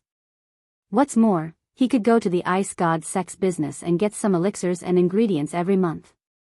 He spent most of his time on campus and only went out for a date once every 1 or 2 weeks. No matter how much he ate, as long as he didn't chase after the best ingredients, he wouldn't consume too much. Adding all of these together, even including the extra elixirs for the swordsman formula, he had used less than 100,000 elixirs since the middle of February. In the past, Lu Qing would have been under a lot of pressure to make money.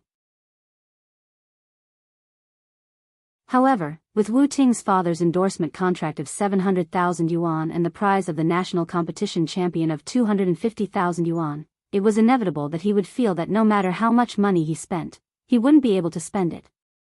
Looks like I'm still too naive. He silently gave himself a thumbs up. Yan Zhike replied quickly. My bonus has arrived. Including mine, you're a millionaire. Shouldn't we say that our family happens to be millionaires? Lu Qing proudly pushed up his sunglasses and casually said, I've finished packing. Now I'm here to look for you. They had already made plans for a trip on the 1st of May. Thinking that they didn't have classes for the first half of the month and had to rely on self-study, they decided to leave early and return late. Not only could they avoid the traffic rush hour, but they could also almost double their holiday. What a wonderful thing. Yan Zhike replied with a blank expression, wait for a while. I'll put something on and do it a little. Are you going to put on makeup? What a serious treatment. I'm a little flattered. Lu Qing replied with a raised eyebrow expression. Didn't you say that I pay special attention to girls and that I'm not serious about dating you? Humph, I'll fulfill your wish. Yan Zhike sent an emoji of looking up at the sky. I'm looking forward to it. Lu Qing began to imagine. Putting down his phone, he looked around in his free state. He happened to see model worker Zhang Jingye carrying his luggage and walking to the door, passing by him. Going on a trip with your girlfriend? Lu Qing asked with a smile. Yeah. You too? The northwestern man Zhang Jingye glanced at the big backpack on the table. Yeah. You're not going to class in the afternoon? Lu Qing teased. Zhang Jingye looked at him from the corner of his eyes and laughed. I think you're not going either. Yeah, what a coincidence. Lu Qing replied exaggeratedly. What a coincidence. Zhang Jingye replied with a smile and walked out of the door of the small dormitory. At this time, the head of the dormitory, Zhao Cheng, took out a few books and stuffed them into his bag.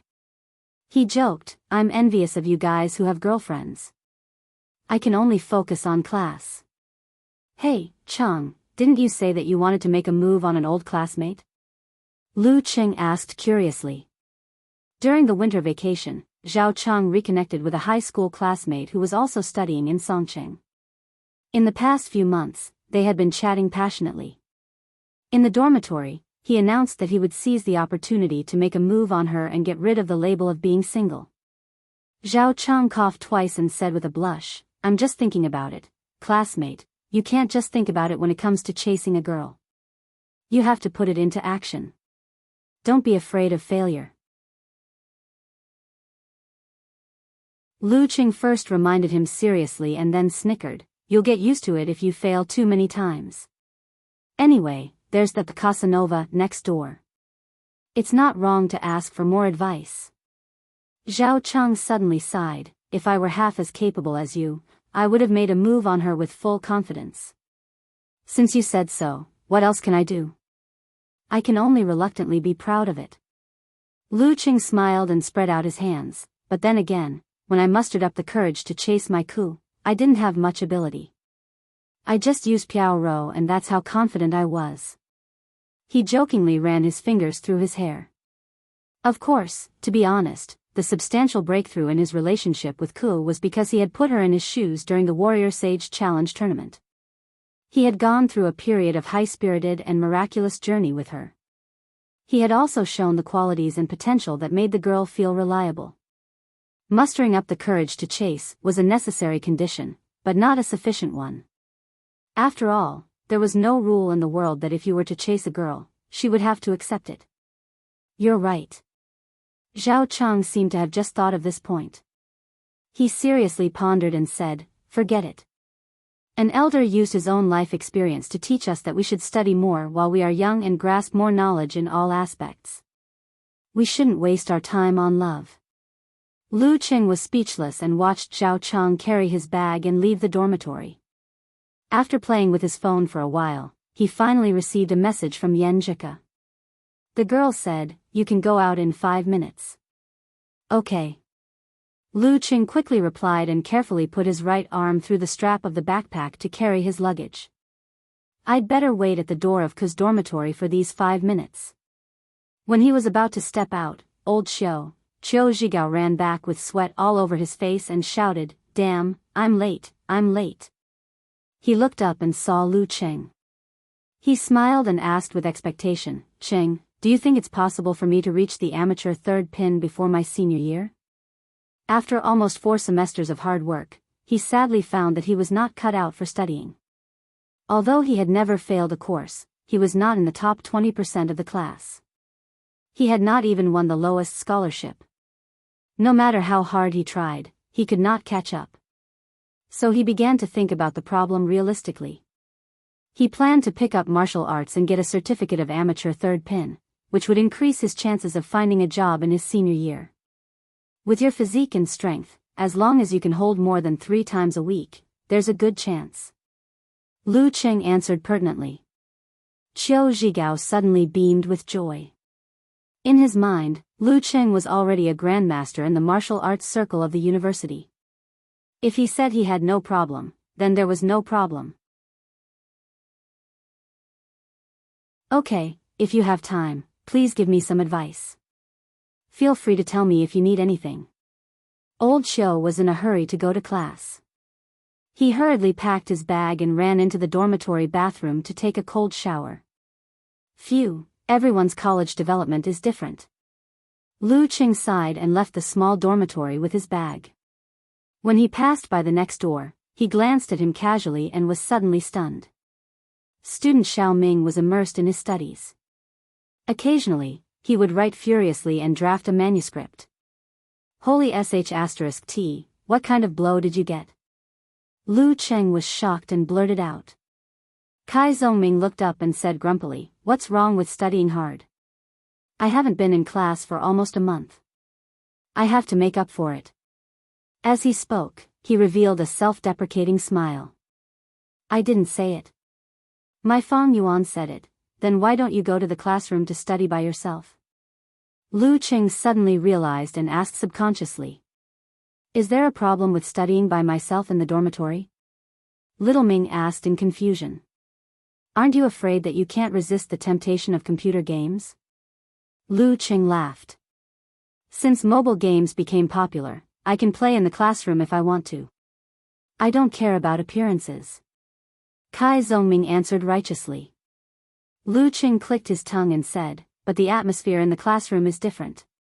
Everyone is studying. You will be embarrassed to play mobile games by yourself. So you will control yourself. Kai Zhongming snorted and said with a look of disdain, Cheng, do you think I'm the kind of person who will be influenced by others and be affected by the atmosphere and then stop playing games and studying seriously? No. Lu Qing gave him a thumbs up, turned around, and rushed to the door. After waiting for a few minutes outside the third dormitory, Lu Qing saw his girlfriend walking out gracefully with a new suitcase. Her bangs were elegant, her facial features were delicate, her dress was elegant, and her legs were straight. She was like a painting. Ku is so beautiful after dressing up. Lu Qing didn't hide his loving and burning eyes. Yenjika raised her chin slightly and looked away proudly. Let me do it. Lu Qing reached out to take her suitcase. No need. I'll take it myself, you handicapped person. Yenjika glanced at him. Lu Qing laughed and said, handicapped? What the hell is handicapped? Hee hee. Yenjika smiled and then turned to him. You have to hold my hand when you have time. Lu Qing smiled and said, it's okay. I'm not wearing a splint.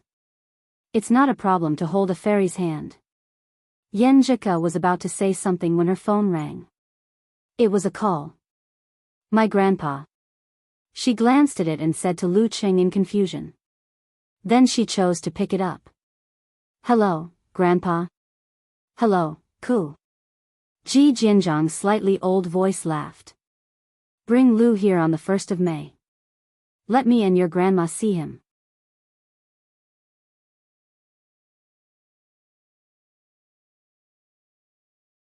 Chapter 4:16. Ah. Yenjika was a little confused at her grandpa's order. She looked at Lu Qing and didn't reply directly. What the hell is going on? Why is Grandpa suddenly asking me to take Qing to Jiangnan? Why didn't he say so earlier? Lu Qing's senses were very strong now. He had already heard everything in front of him. While thinking, he nodded to his girlfriend with a smile, indicating that he was fine with it. Although he was disappointed that he couldn't travel with Ku alone, getting the approval of her elders would give her a strong sense of security. Anyway, there will be similar opportunities in the future. After asking for her boyfriend's opinion, Yenjika came back to her senses. She puffed up her cheeks and said, Grandpa, why didn't you say so earlier? Cheng and I have other plans. Okay, we'll come over. We'll change it right away. Ji Jianzhang smiled and said, I thought you would take the initiative to bring him to see me. But after waiting day after day, there was still no news. So I had to be thick-skinned and invite him myself. Yenjika blushed and smiled embarrassedly. I was thinking of waiting for the summer vacation. She was afraid that her silly Cheng would be bullied, so she planned to wait until Lu Qing reached the inhuman stage before bringing him to the Ji family. Let's do it today. Send me Lu's identity information. I'll ask someone to arrange the itinerary for you. Ji Jianzhang chuckled. After the call, Yenjika glanced at Lu Qing and said coquettishly, Grandpa, you're too much. We've already booked the plane tickets and hotel before you tell us. It's okay. Traveling anywhere is still traveling. Lu Qing smiled comfortingly. But my strategy won't be of any use. Coach Yen, we'll have to rely on you to lead the way. Don't worry, I won't lose you. Yenjika smiled and was touched by her boyfriend's understanding. Then she deliberately livened up the atmosphere. I'm so angry. I can't get a full refund. It's all Grandpa's fault.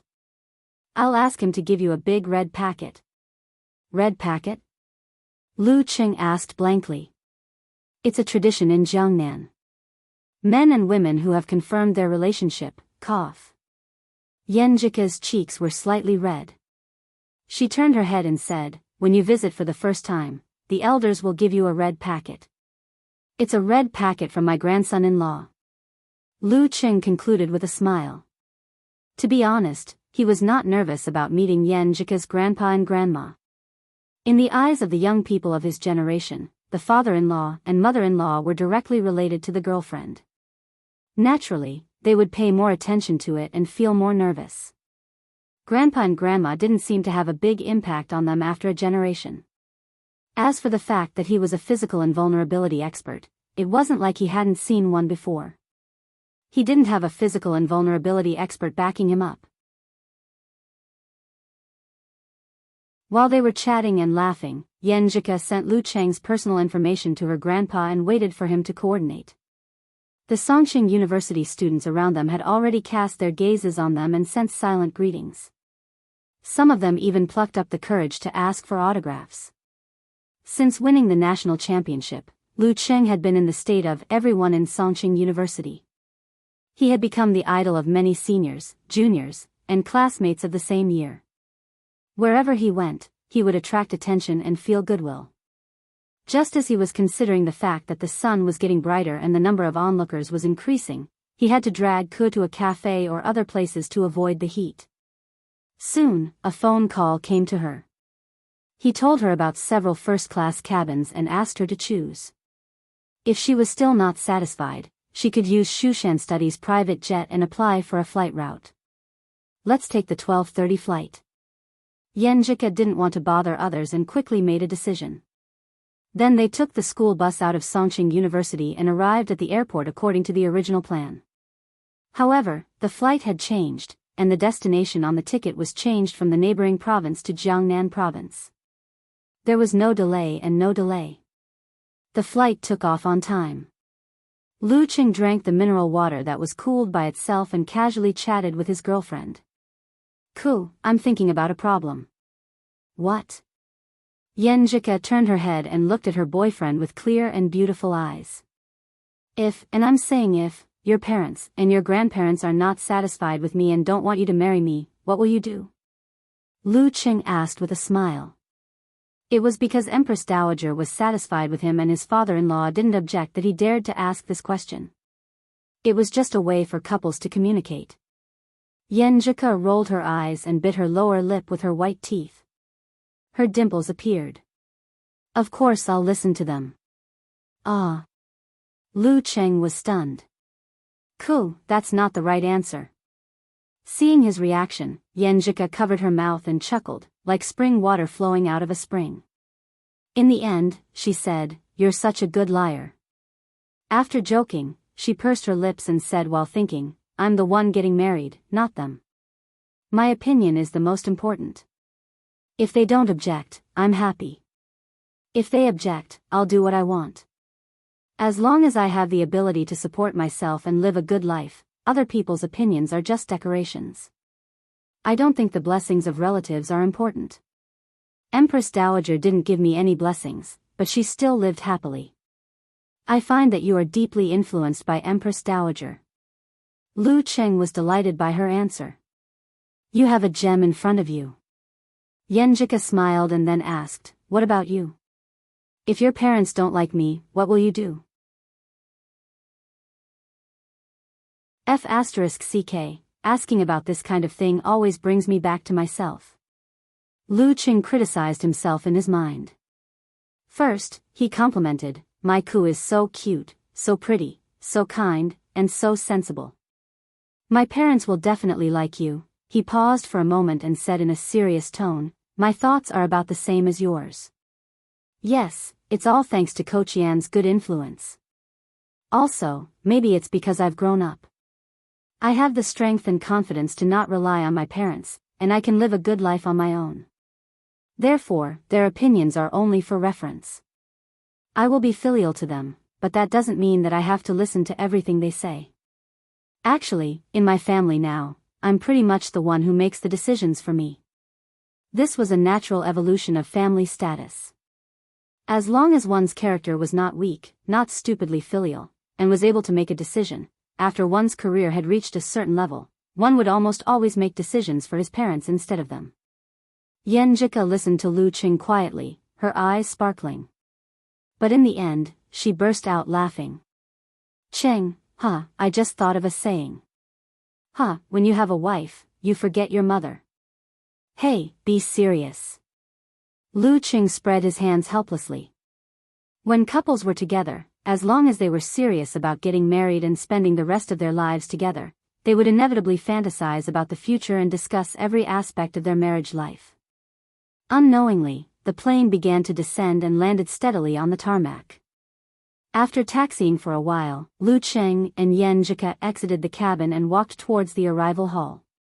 On the way, the girl received a call and turned to Lu Qing. Qing, let's go straight to the parking lot later. Brother Lingxian is coming to pick me up. The previous generation of the Ji family had the word Ming, while the current generation had the word Ling. Ji Lingxian was not from Ji Jianzhang's branch, but belonged to his younger brother's branch. He was a martial artist at 28 years old and had been in the inhuman stage for 2 years. He was a fifth pin professional and was the vice president of the Ji family security company. He had a good relationship with this side. Yan Jika's first uncle's daughter was her closest cousin, Ji Lingxi. Her second uncle's 2 children were her cousin, Ji Lingfang and Ji Lingyun. Brother Lingxian is coming personally. Every time you mention him, I'm reminded of my pocket change. Lu Qing joked, dragging his suitcase with his left hand and letting the girl hold his right hand. Yan Jika pursed her lips and laughed softly. Me too. I always laugh when I call him that. You should call him Brother Lingxian too. When you see my grandparents, you should call them Grandpa Ji and Grandma Do, or Senior Ji and Senior Do. She seriously reminded him about how to address him. It didn't take long for them to find the location Ji Lingxian had mentioned. They saw a dark blue SUV. Ji Lingxian was tall and thin, with handsome features and a calm temperament. He was casually dressed in a dark casual shirt and pants. When he saw Lu Qing and Yan Jika walking over hand in hand, he shook his head and smiled. Lu Qing, isn't your arm injured? Don't spoil my sister. Brother Lingxian, what are you talking about? He insisted on holding my hand and didn't allow me to carry my own luggage. Yan Jika pouted. Brother Lingxian. Lu Qing followed suit. He smiled and moved his right arm. It's already healed. Ji Lingxian sighed. Seeing you like this reminds me of my first love. Hey, get in the car. We'll talk in the car. The car door opened. The interior was spacious. There were curtains and partitions blocking the driver's seat so that the driver couldn't see the situation behind. The 2 rows of seats were arranged so that they faced each other.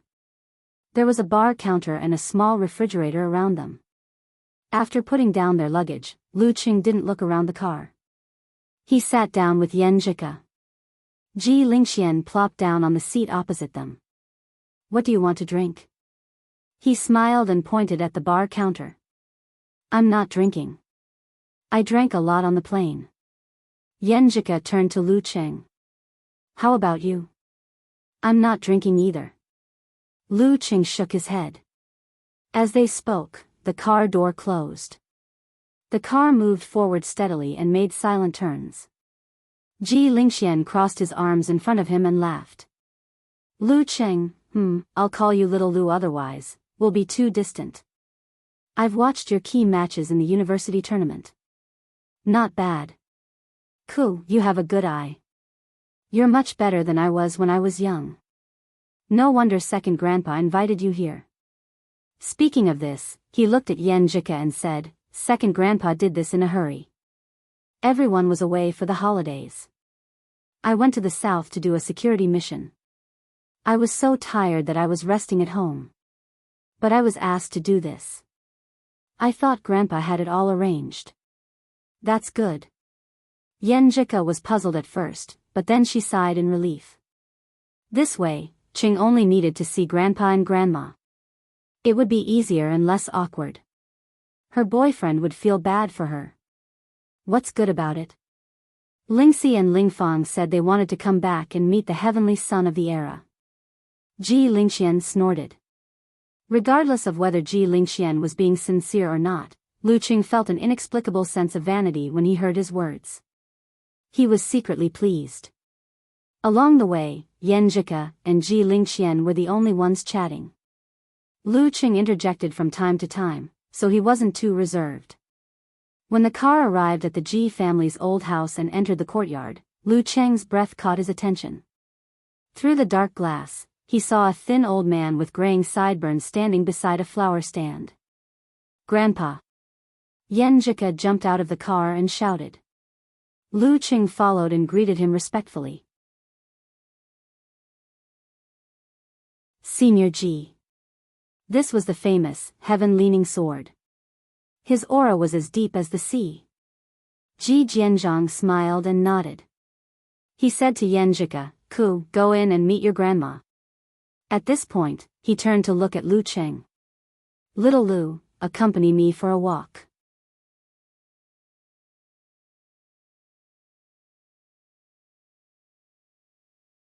Chapter 4:17.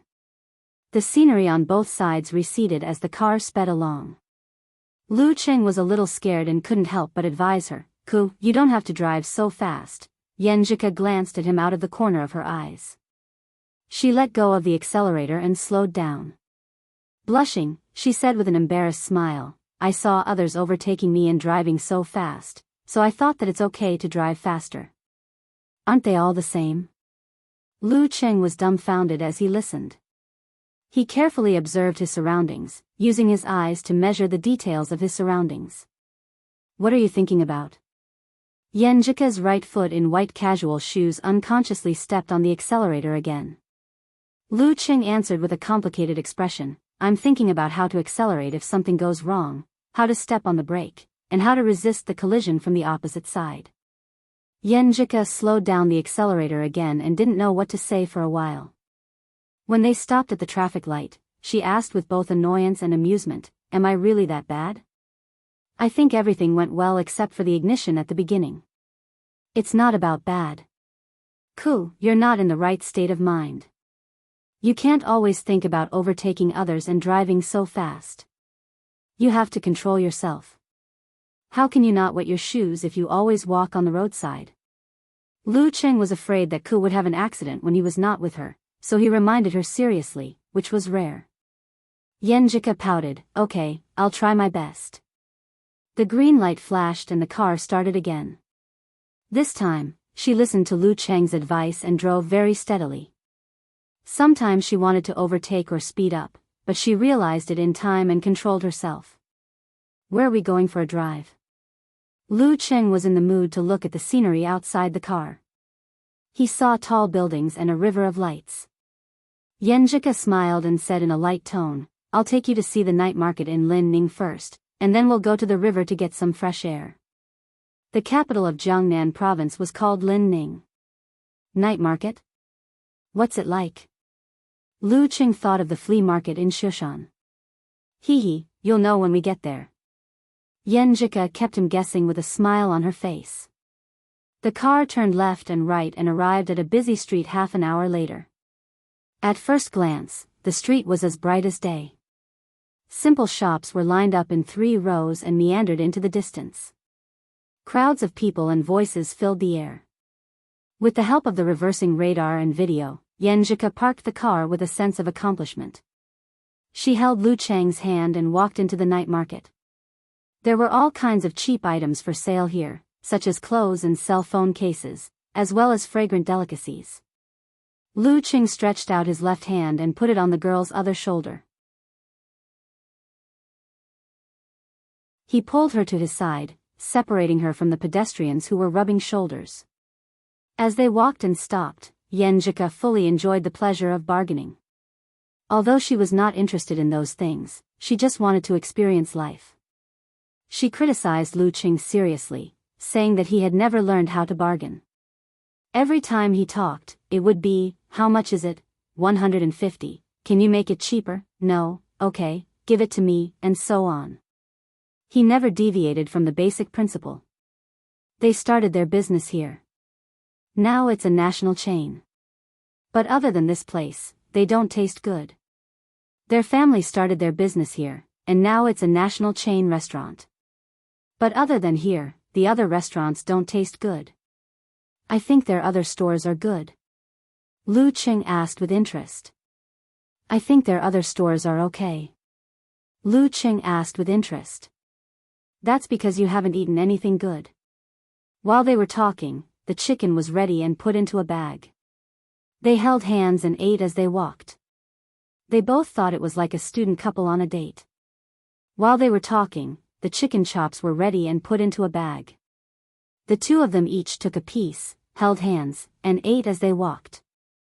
Both of them felt that this was like a student couple dating. It's true. It's much better than the ones in Songcheng. Lu Qing chewed on the tender chicken chop and expressed his admiration in surprise. He swallowed half of it in 2 or 3 bites. Yan Zhika lifted her chin slightly and smiled smugly.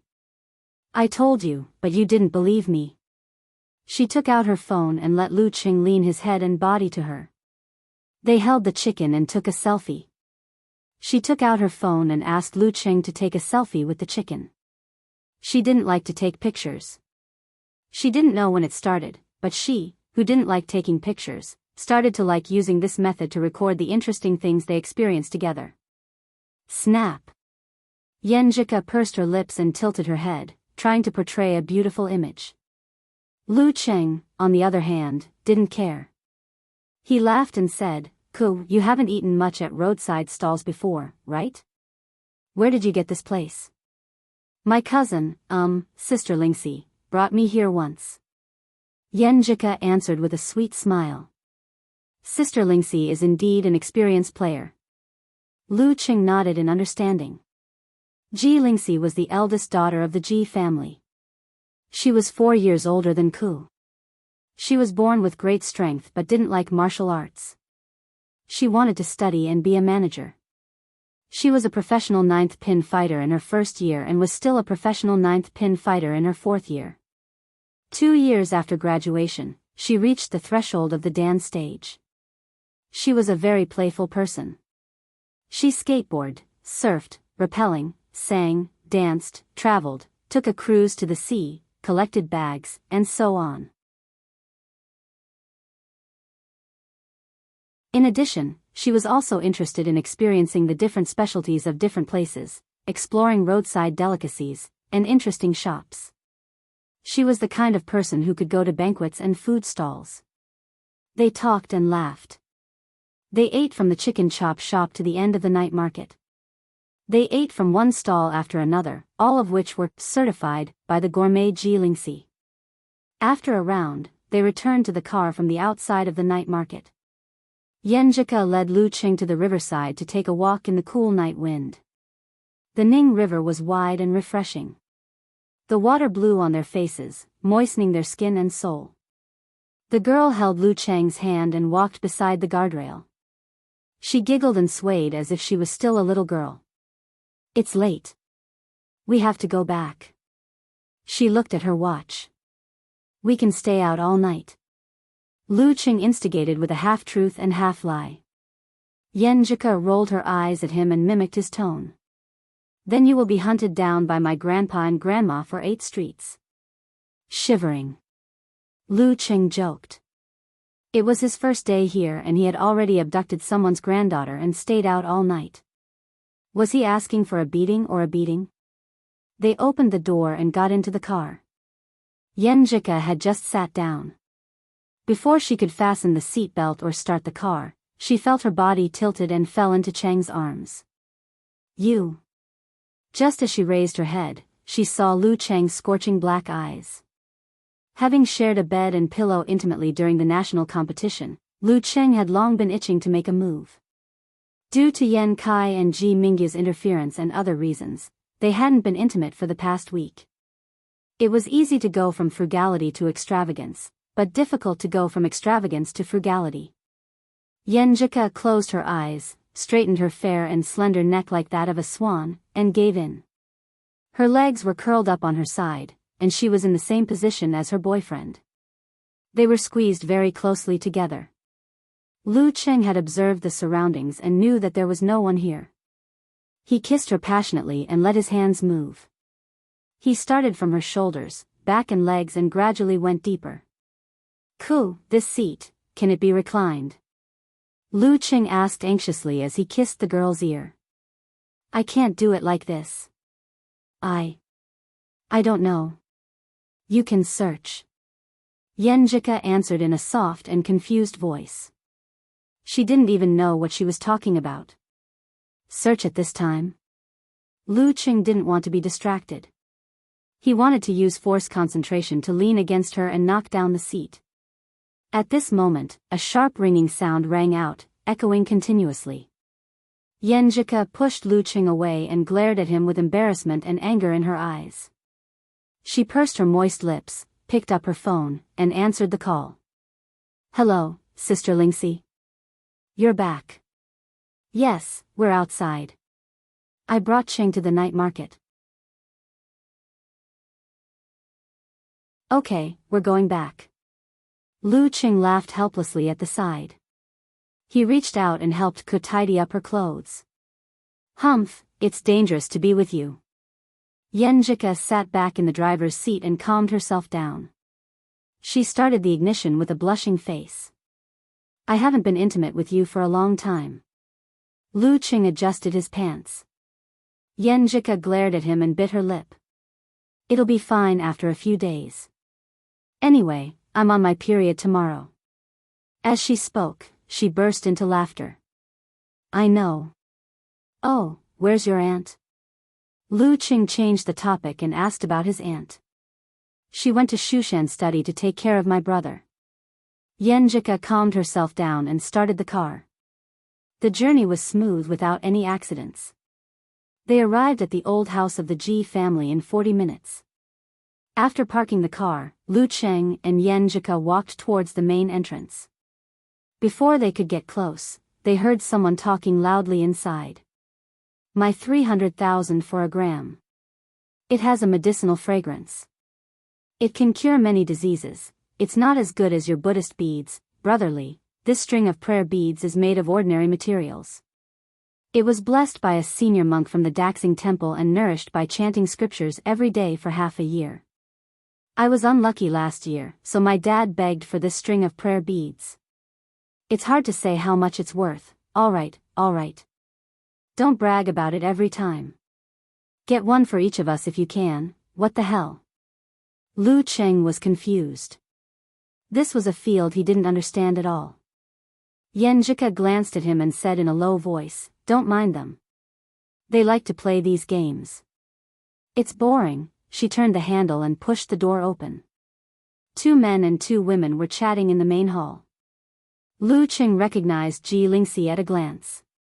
She looked more like the Empress Dowager than his classmate Ku. She was tall and graceful, but her eyebrows were not sharp enough. You're back. Ji Lingxi's white t-shirt, denim shorts, and high-heeled sandals showcased her figure to the fullest. She stood up with a smile and said, Come, let me introduce you. This is Zhongli, the young master of the Jindi group. His father has a good relationship with several eminent monks of Daxing Temple. Zhongli's skin was dark and his eyes were ordinary. He wore a dark brown prayer beads on his wrist. This is Han Jingqiao. His mother is the chairman of the Provincial Martial Artist Association. Ji Lingxi pointed to the other man with a smile. Han Jingqiao was more handsome than Zhongli, but his eyes were heavy and his qi and blood were not strong enough.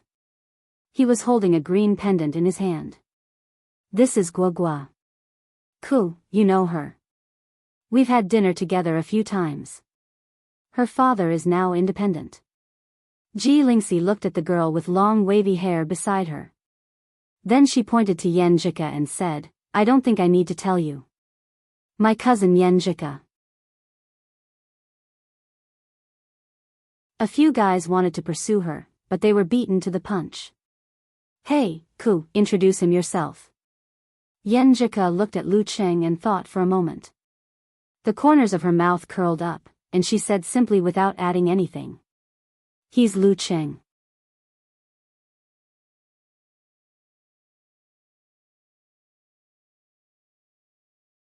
Chapter 4:18. He's Lu Qing. The 4 simple words made the atmosphere suddenly solemn. Zhongli, Guogua, and the others were silent for more than 10 seconds. See, this is the heavenly son of the age. Ji Lingxi was the first to come back to herself. She smiled and looked at her companions. Then she turned to Yan Zhika and complained. When they heard that Lu Qing was coming, they were so excited and curious. They shamelessly followed me home. They wanted to see what the heavenly son of the age looked like and whether he had 3 heads and 6 arms. So I'm a monster? Lu Qing replied humorously. No, no, no. You're not a monster. After practicing martial arts for a year and a half, you've already reached the top of 6th pin. You're not a monster. You're a Superman. Zhang Li smiled. He was relatively calm. His left hand began to twirl the dark brown prayer beads. Yes, Superman. Han Jingqiao echoed with an exaggerated smile. Then he asked in confusion, Lu Qing, why do I feel that you look a little different from on TV? How so? Lu Qing looked at Yan Zhika with a smile and found that she was just as confused as he was. It had only been 5 or 6 days since he last appeared on TV. Guo Guo was a short and delicate girl with a rather imposing face. She said in a low voice, you're a little different. On TV, you're more, how do I put it? More flamboyant. You have a temperament that people don't dare to look at directly. I understand now. During an intense battle, I will definitely release my aura to oppress and affect the opponent's mind. When the match was over and I was interviewed, I hadn't completely calmed down. Lu Qing suddenly understood. The me on TV was a battle form. So that's how it is. When you're free, you're like a forest. When you're in a battle, you're like a fire. Zhang Li nodded thoughtfully. They were the kind of people who didn't like martial arts. They would only watch highly watched matches that attracted a lot of attention. Therefore, even though there were many seniors and experts around them, they didn't notice some details. After the small talk, the atmosphere became relatively livelier. Ji Lingxi, Han Jingqiao, and the others sat down and began to chat about various things. It was obvious that they wanted Lu Qing to be the center of the conversation. Seeing that he wasn't interested, they didn't mention the prayer beads and ambergris. Instead, they talked about the gossip in the martial arts circle. Lu Qing didn't care about what they were talking about. He didn't feel the slightest inferiority even if their collection was worth all his savings. Instead, he took it as an opportunity to broaden his horizons and listen quietly. He didn't mind. Time ticked by. Lu Qing pressed on his phone, looked at the screen, and stood up with a smile. As time ticked, Lu Lingxi. Ji stood. Li, he was surprised. His tone was normal, but there was an indisputable tone to it. Ji Lingxi stood up and asked in surprise, so early? Ever since he started practicing martial arts, he's been living like an old man. Yeah, so am I.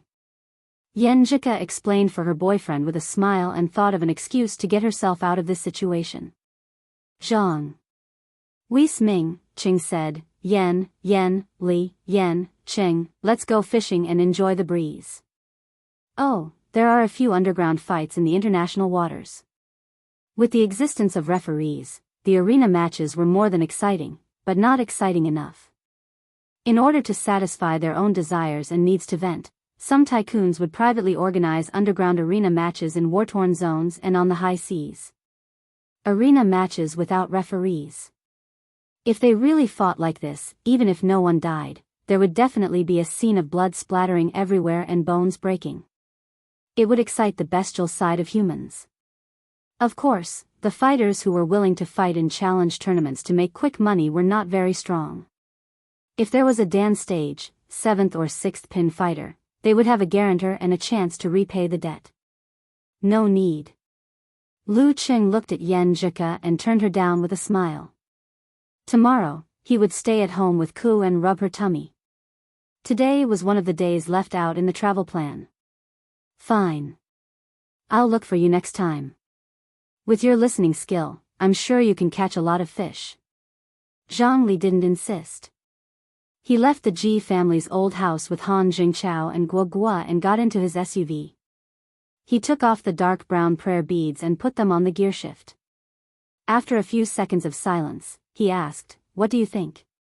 What do you think of Lu Cheng? He's a gentle, friendly, and introverted person." Han Jingchao rubbed his eye bags and answered seriously. "But don't you think he has a strong aura? It's like he's telling us what to do and we can only listen obediently." Guo Guo frowned and whispered, That's normal. It's the confidence of a mighty one accumulated from victory after victory. My mom is the same. She doesn't have to get angry or speak loudly. As long as she makes a decision, I don't even dare to fart." Han Jingchao laughed at himself. Not to mention a heavenly son of the age. Yeah. Zhang Li started the engine and started the car. "Anyway, whether Lu Cheng can reach physical invulnerability or not, I think he'll definitely become an inhuman."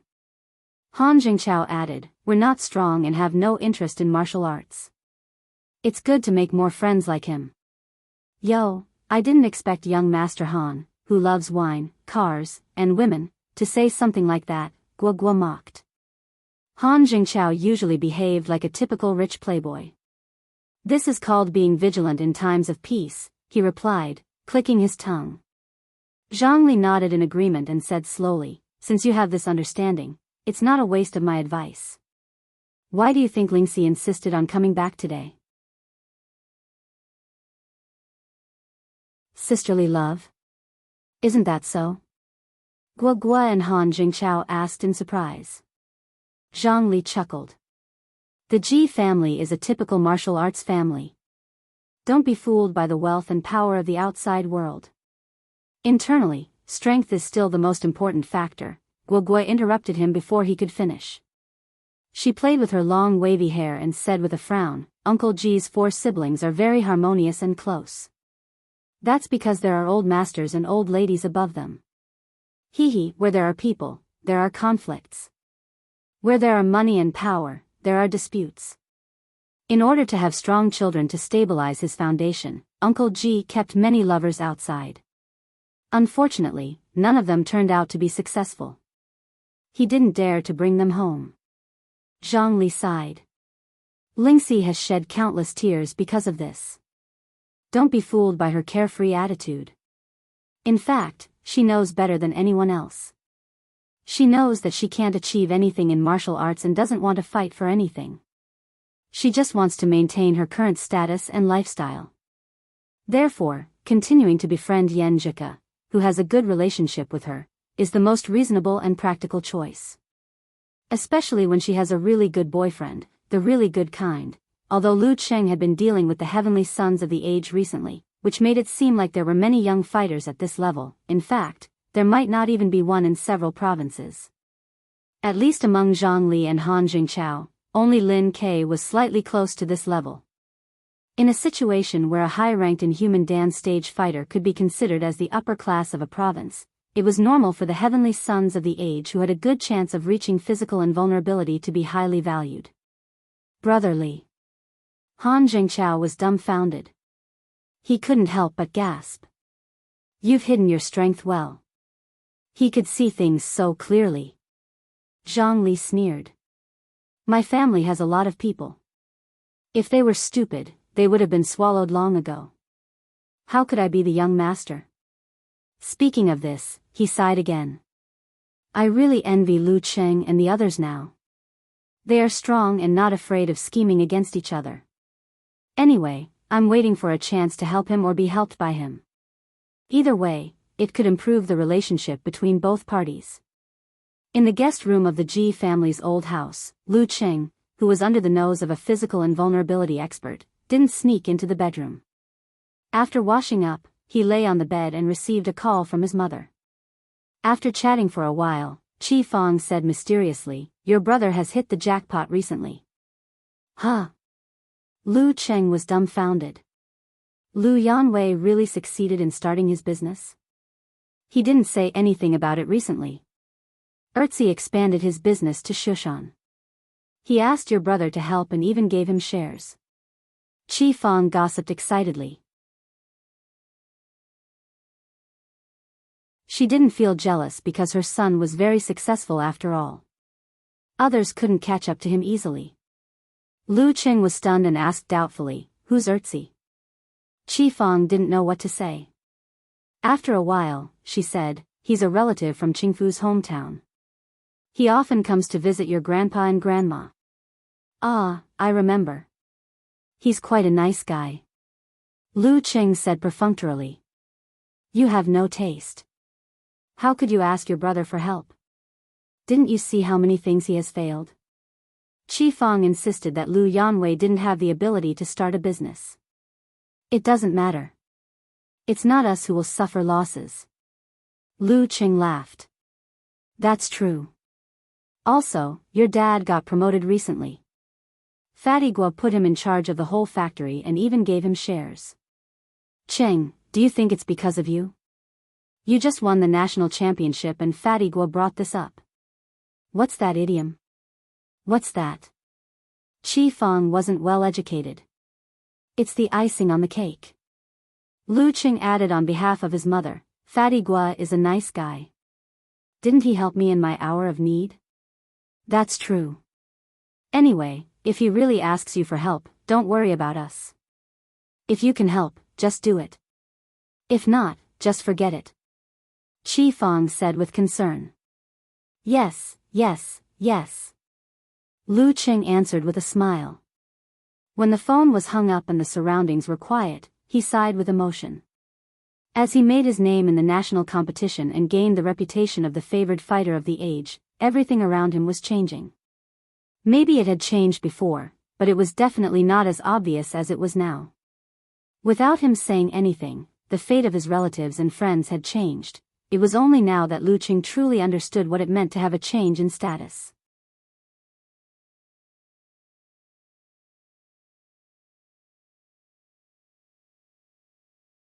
Chapter 419. The scenery on both sides receded as the car sped along. Lu Qing was a little scared and couldn't help but dissuade her. "Ku, you don't have to drive so fast." Glancing at him from the corner of her eye, Yenjika released the accelerator and slowed down. She blushed and said with an embarrassed smile, "When I see others overtaking me and driving so fast, I want to overtake them. I think it's okay to drive faster. Aren't they all the same?" Lu Qing was dumbfounded. He carefully observed his surroundings, measuring the details with his eyes. "What are you thinking about?"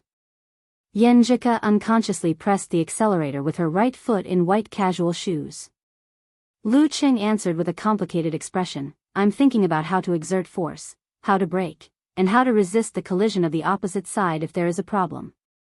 Yenjika slowed down the accelerator again and didn't know what to say. When the car stopped at the traffic light, she asked with anger and amusement, "Am I really that bad at driving? I feel that everything is smooth today except for the ignition at the beginning. It's not a problem of bad or not. Ku, you have the wrong mentality. You can't always think about overtaking others and driving so fast. You need to control yourself. If you often walk on the side of the road, your shoes will get wet." Lu Qing was afraid that Ku would have an accident when he wasn't with her, so he seriously reminded her. Yenjika pouted and said, "Okay, I'll try." The green light flashed and the car started again. This time, the girl listened to Lu Qing's advice and drove steadily. Occasionally, she wanted to overtake and speed up, but she noticed it in time and controlled herself. "Where are we going for a ride?" Lu Qing was in the mood to look at the scenery outside the car. He saw towering buildings and rivers of lights. Yenjika showed her dimples and said in a light tone, "I'll take you to see the night market of Lining first, and then to the river bank." The capital of Jiangnan province was called Lining. Night market? What's it like? Lu Qing thought of the flea market in Shushan. "Hey, you'll know when you get there." Yenjika kept him guessing with a smile on her face. The car turned left and right, and after half an hour, they arrived at a bustling street. At a glance, the street was as bright as day, and simple shops were arranged in 3 rows, winding into the distance. There were people everywhere, and voices filled the air. With the help of the reversing radar and images, Yenjika parked the car with a sense of accomplishment. Holding Lu Cheng's hand, they entered the night market.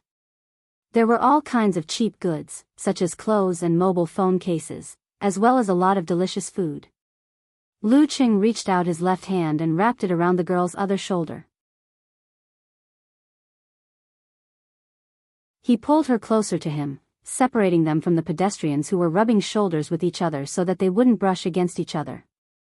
The two of them walked and stopped. Yen Jika fully enjoyed the pleasure of bargaining. Although she didn't like those things at all, she just wanted to experience life.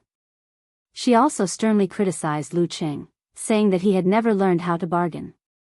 Every time he talked, he would say, "How much? 150. Can you make it cheaper?" "No." "Fine, give it to me."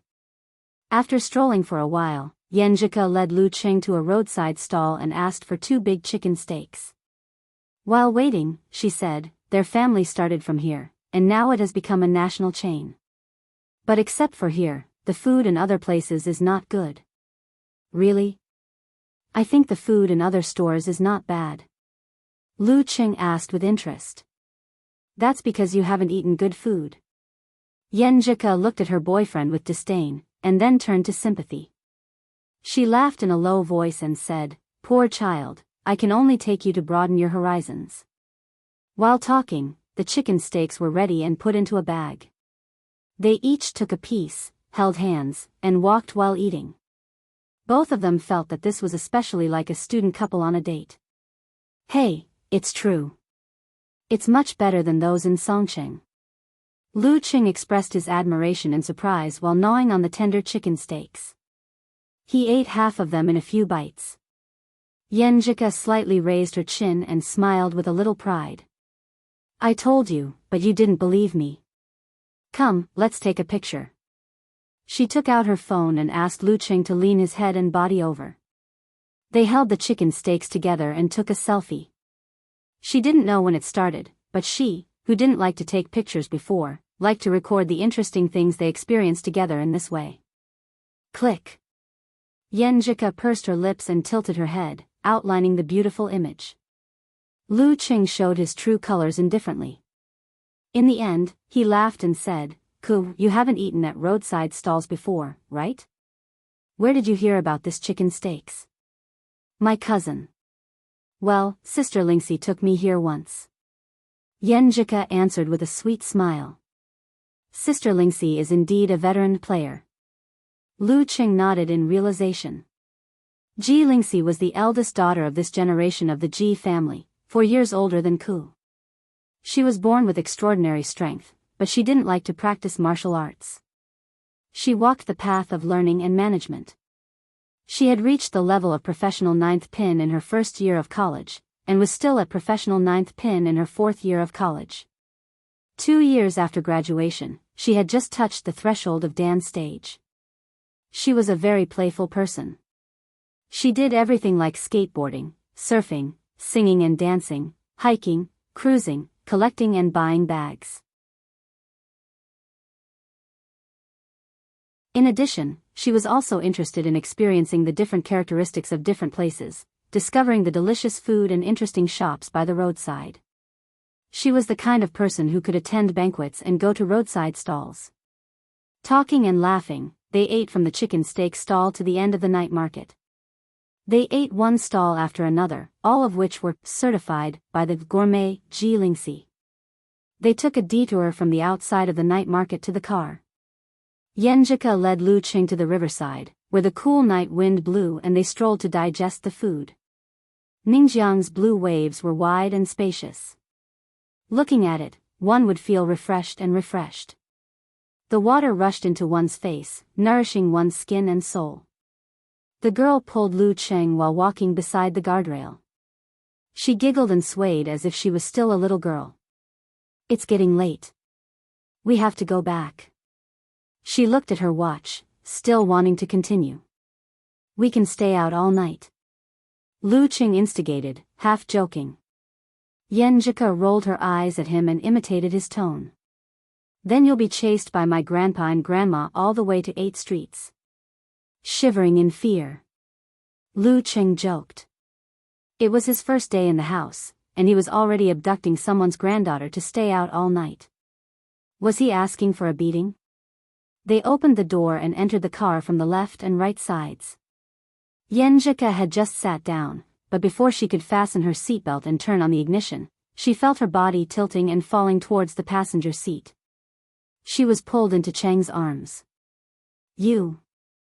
Just as she raised her head, she saw Lu Cheng's burning black eyes. After experiencing the continuous bed and pillow sharing during the national competition, Lu Cheng had been itching for a long time because of Yenjika and Ji Mingyu's interference in the past week. It was easy to go from frugal to extravagant, but difficult to go from extravagant to frugal. Yenjika closed her eyes, straightened her slender neck like a swan, and kissed him gently. She sat with her legs curled up, overlapping with her boyfriend. They were very close together. Lu Cheng had already observed the surroundings, so he knew there was no one here. While kissing her passionately, he started to caress her shoulders, back, legs, and feet, and gradually went deeper. Cool, this seat. Can you put it upside down? Lu Cheng asked eagerly when he kissed her ear. I can't do it like this. I don't know how to do it. You can search for it. Yenjika answered in a faint and confused voice. She didn't even know what she was saying. Search for it at this time? Lu Cheng didn't want to be distracted. He couldn't wait to use forced concentration. He leaned close to her and knocked the seat over. At this moment, a sharp ringtone sounded and kept echoing. Yenjika pushed Lu Cheng away and glared at him shyly.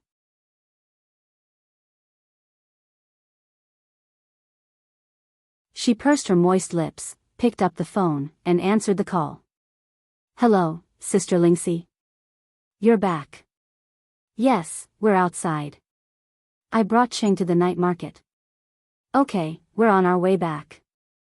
Lu Cheng smiled helplessly and reached over to help Ku tidy up her clothes. Humph, it's so dangerous to be with you. Yenjika sat back in the driver's seat and calmed down. She started the ignition with a red face. I haven't been intimate with you for a long time. Lu Cheng adjusted his pants. Yenjika glared at him and bit her lip. It'll be fine after a few days. Anyway, my period starts tomorrow. As she spoke, she couldn't help but laugh. I know. By the way, where's your aunt? Lu Cheng changed the topic and asked about her real aunt. She went to Shushan study to take care of my brother. Yenjika calmed down and started the car. The journey was smooth and there were no accidents. 40 minutes later, they arrived at the Ji family's old residence. They parked the car and walked to the front door. Before Lu Cheng and Yenjika got close, they heard people talking inside. Mine costs more than 300,000 yuan per gram. It smells like medicine. It can cure many diseases. It's not as good as your prayer beads, brotherly. My prayer beads are made of ordinary material. They were blessed by the eminent monks of Daxing Temple and nourished by chanting scriptures every day for half a year. I was very unlucky last year. My dad gave up his pride and asked for this. It's hard to tell how much it's worth. Okay, don't show off this every time. If you're so good, get us one each. What the hell? Lu Cheng was at a loss. This was something he didn't understand at all. Yenjika glanced at him and said in a low voice, Don't worry about them. They like to play these games. It's boring. She turned the doorknob and opened the door. 2 men and 2 women were chatting in the main hall. Lu Cheng recognized Ji Lingxi immediately. She looked more like Empress Dowager than Ku. She was tall and elegant, but her eyebrows were not sharp enough. You're back. Ji Lingxi wore a white t-shirt, denim shorts, and a pair of high-heeled sandals. She stood up with a smile and said, Come, let me introduce you. This is the young master of the Jindi group, Zhang Li. His father has a good relationship with the high monks of Daxing Temple. Zhang Li had dark skin and ordinary features. He wore a string of dark brown prayer beads on his wrist. This is Han Jingqiao. His mother is the chairman of our province's martial artist association. Ji Lingxi smiled and pointed at the other person. Han Jingqiao was more handsome than Zhongli, but he had heavy eye bags and lacked vitality. He was holding a green pendant in his hand. This is Guo Guo. Ku, you know her. We've had dinner together a few times. Her father is independent now. Ji Lingxi looked at the girl with long wavy hair beside her. After that, she pointed at Yan Jika and said, "You don't need me to tell you. This is my cousin Yan Jika. Several guys want to pursue her. Unfortunately, before they could do anything, someone else beat them to it." "Hey, Ku, you introduce your boyfriend." Yan Jika looked at Lu Cheng and thought for a while. Then she smiled and said simply, without any suffixes, "He's Lu Cheng." You're tuning into the Dreamy Love Stories YouTube channel. Don't forget to subscribe and join us on this journey to catch the most captivating stories.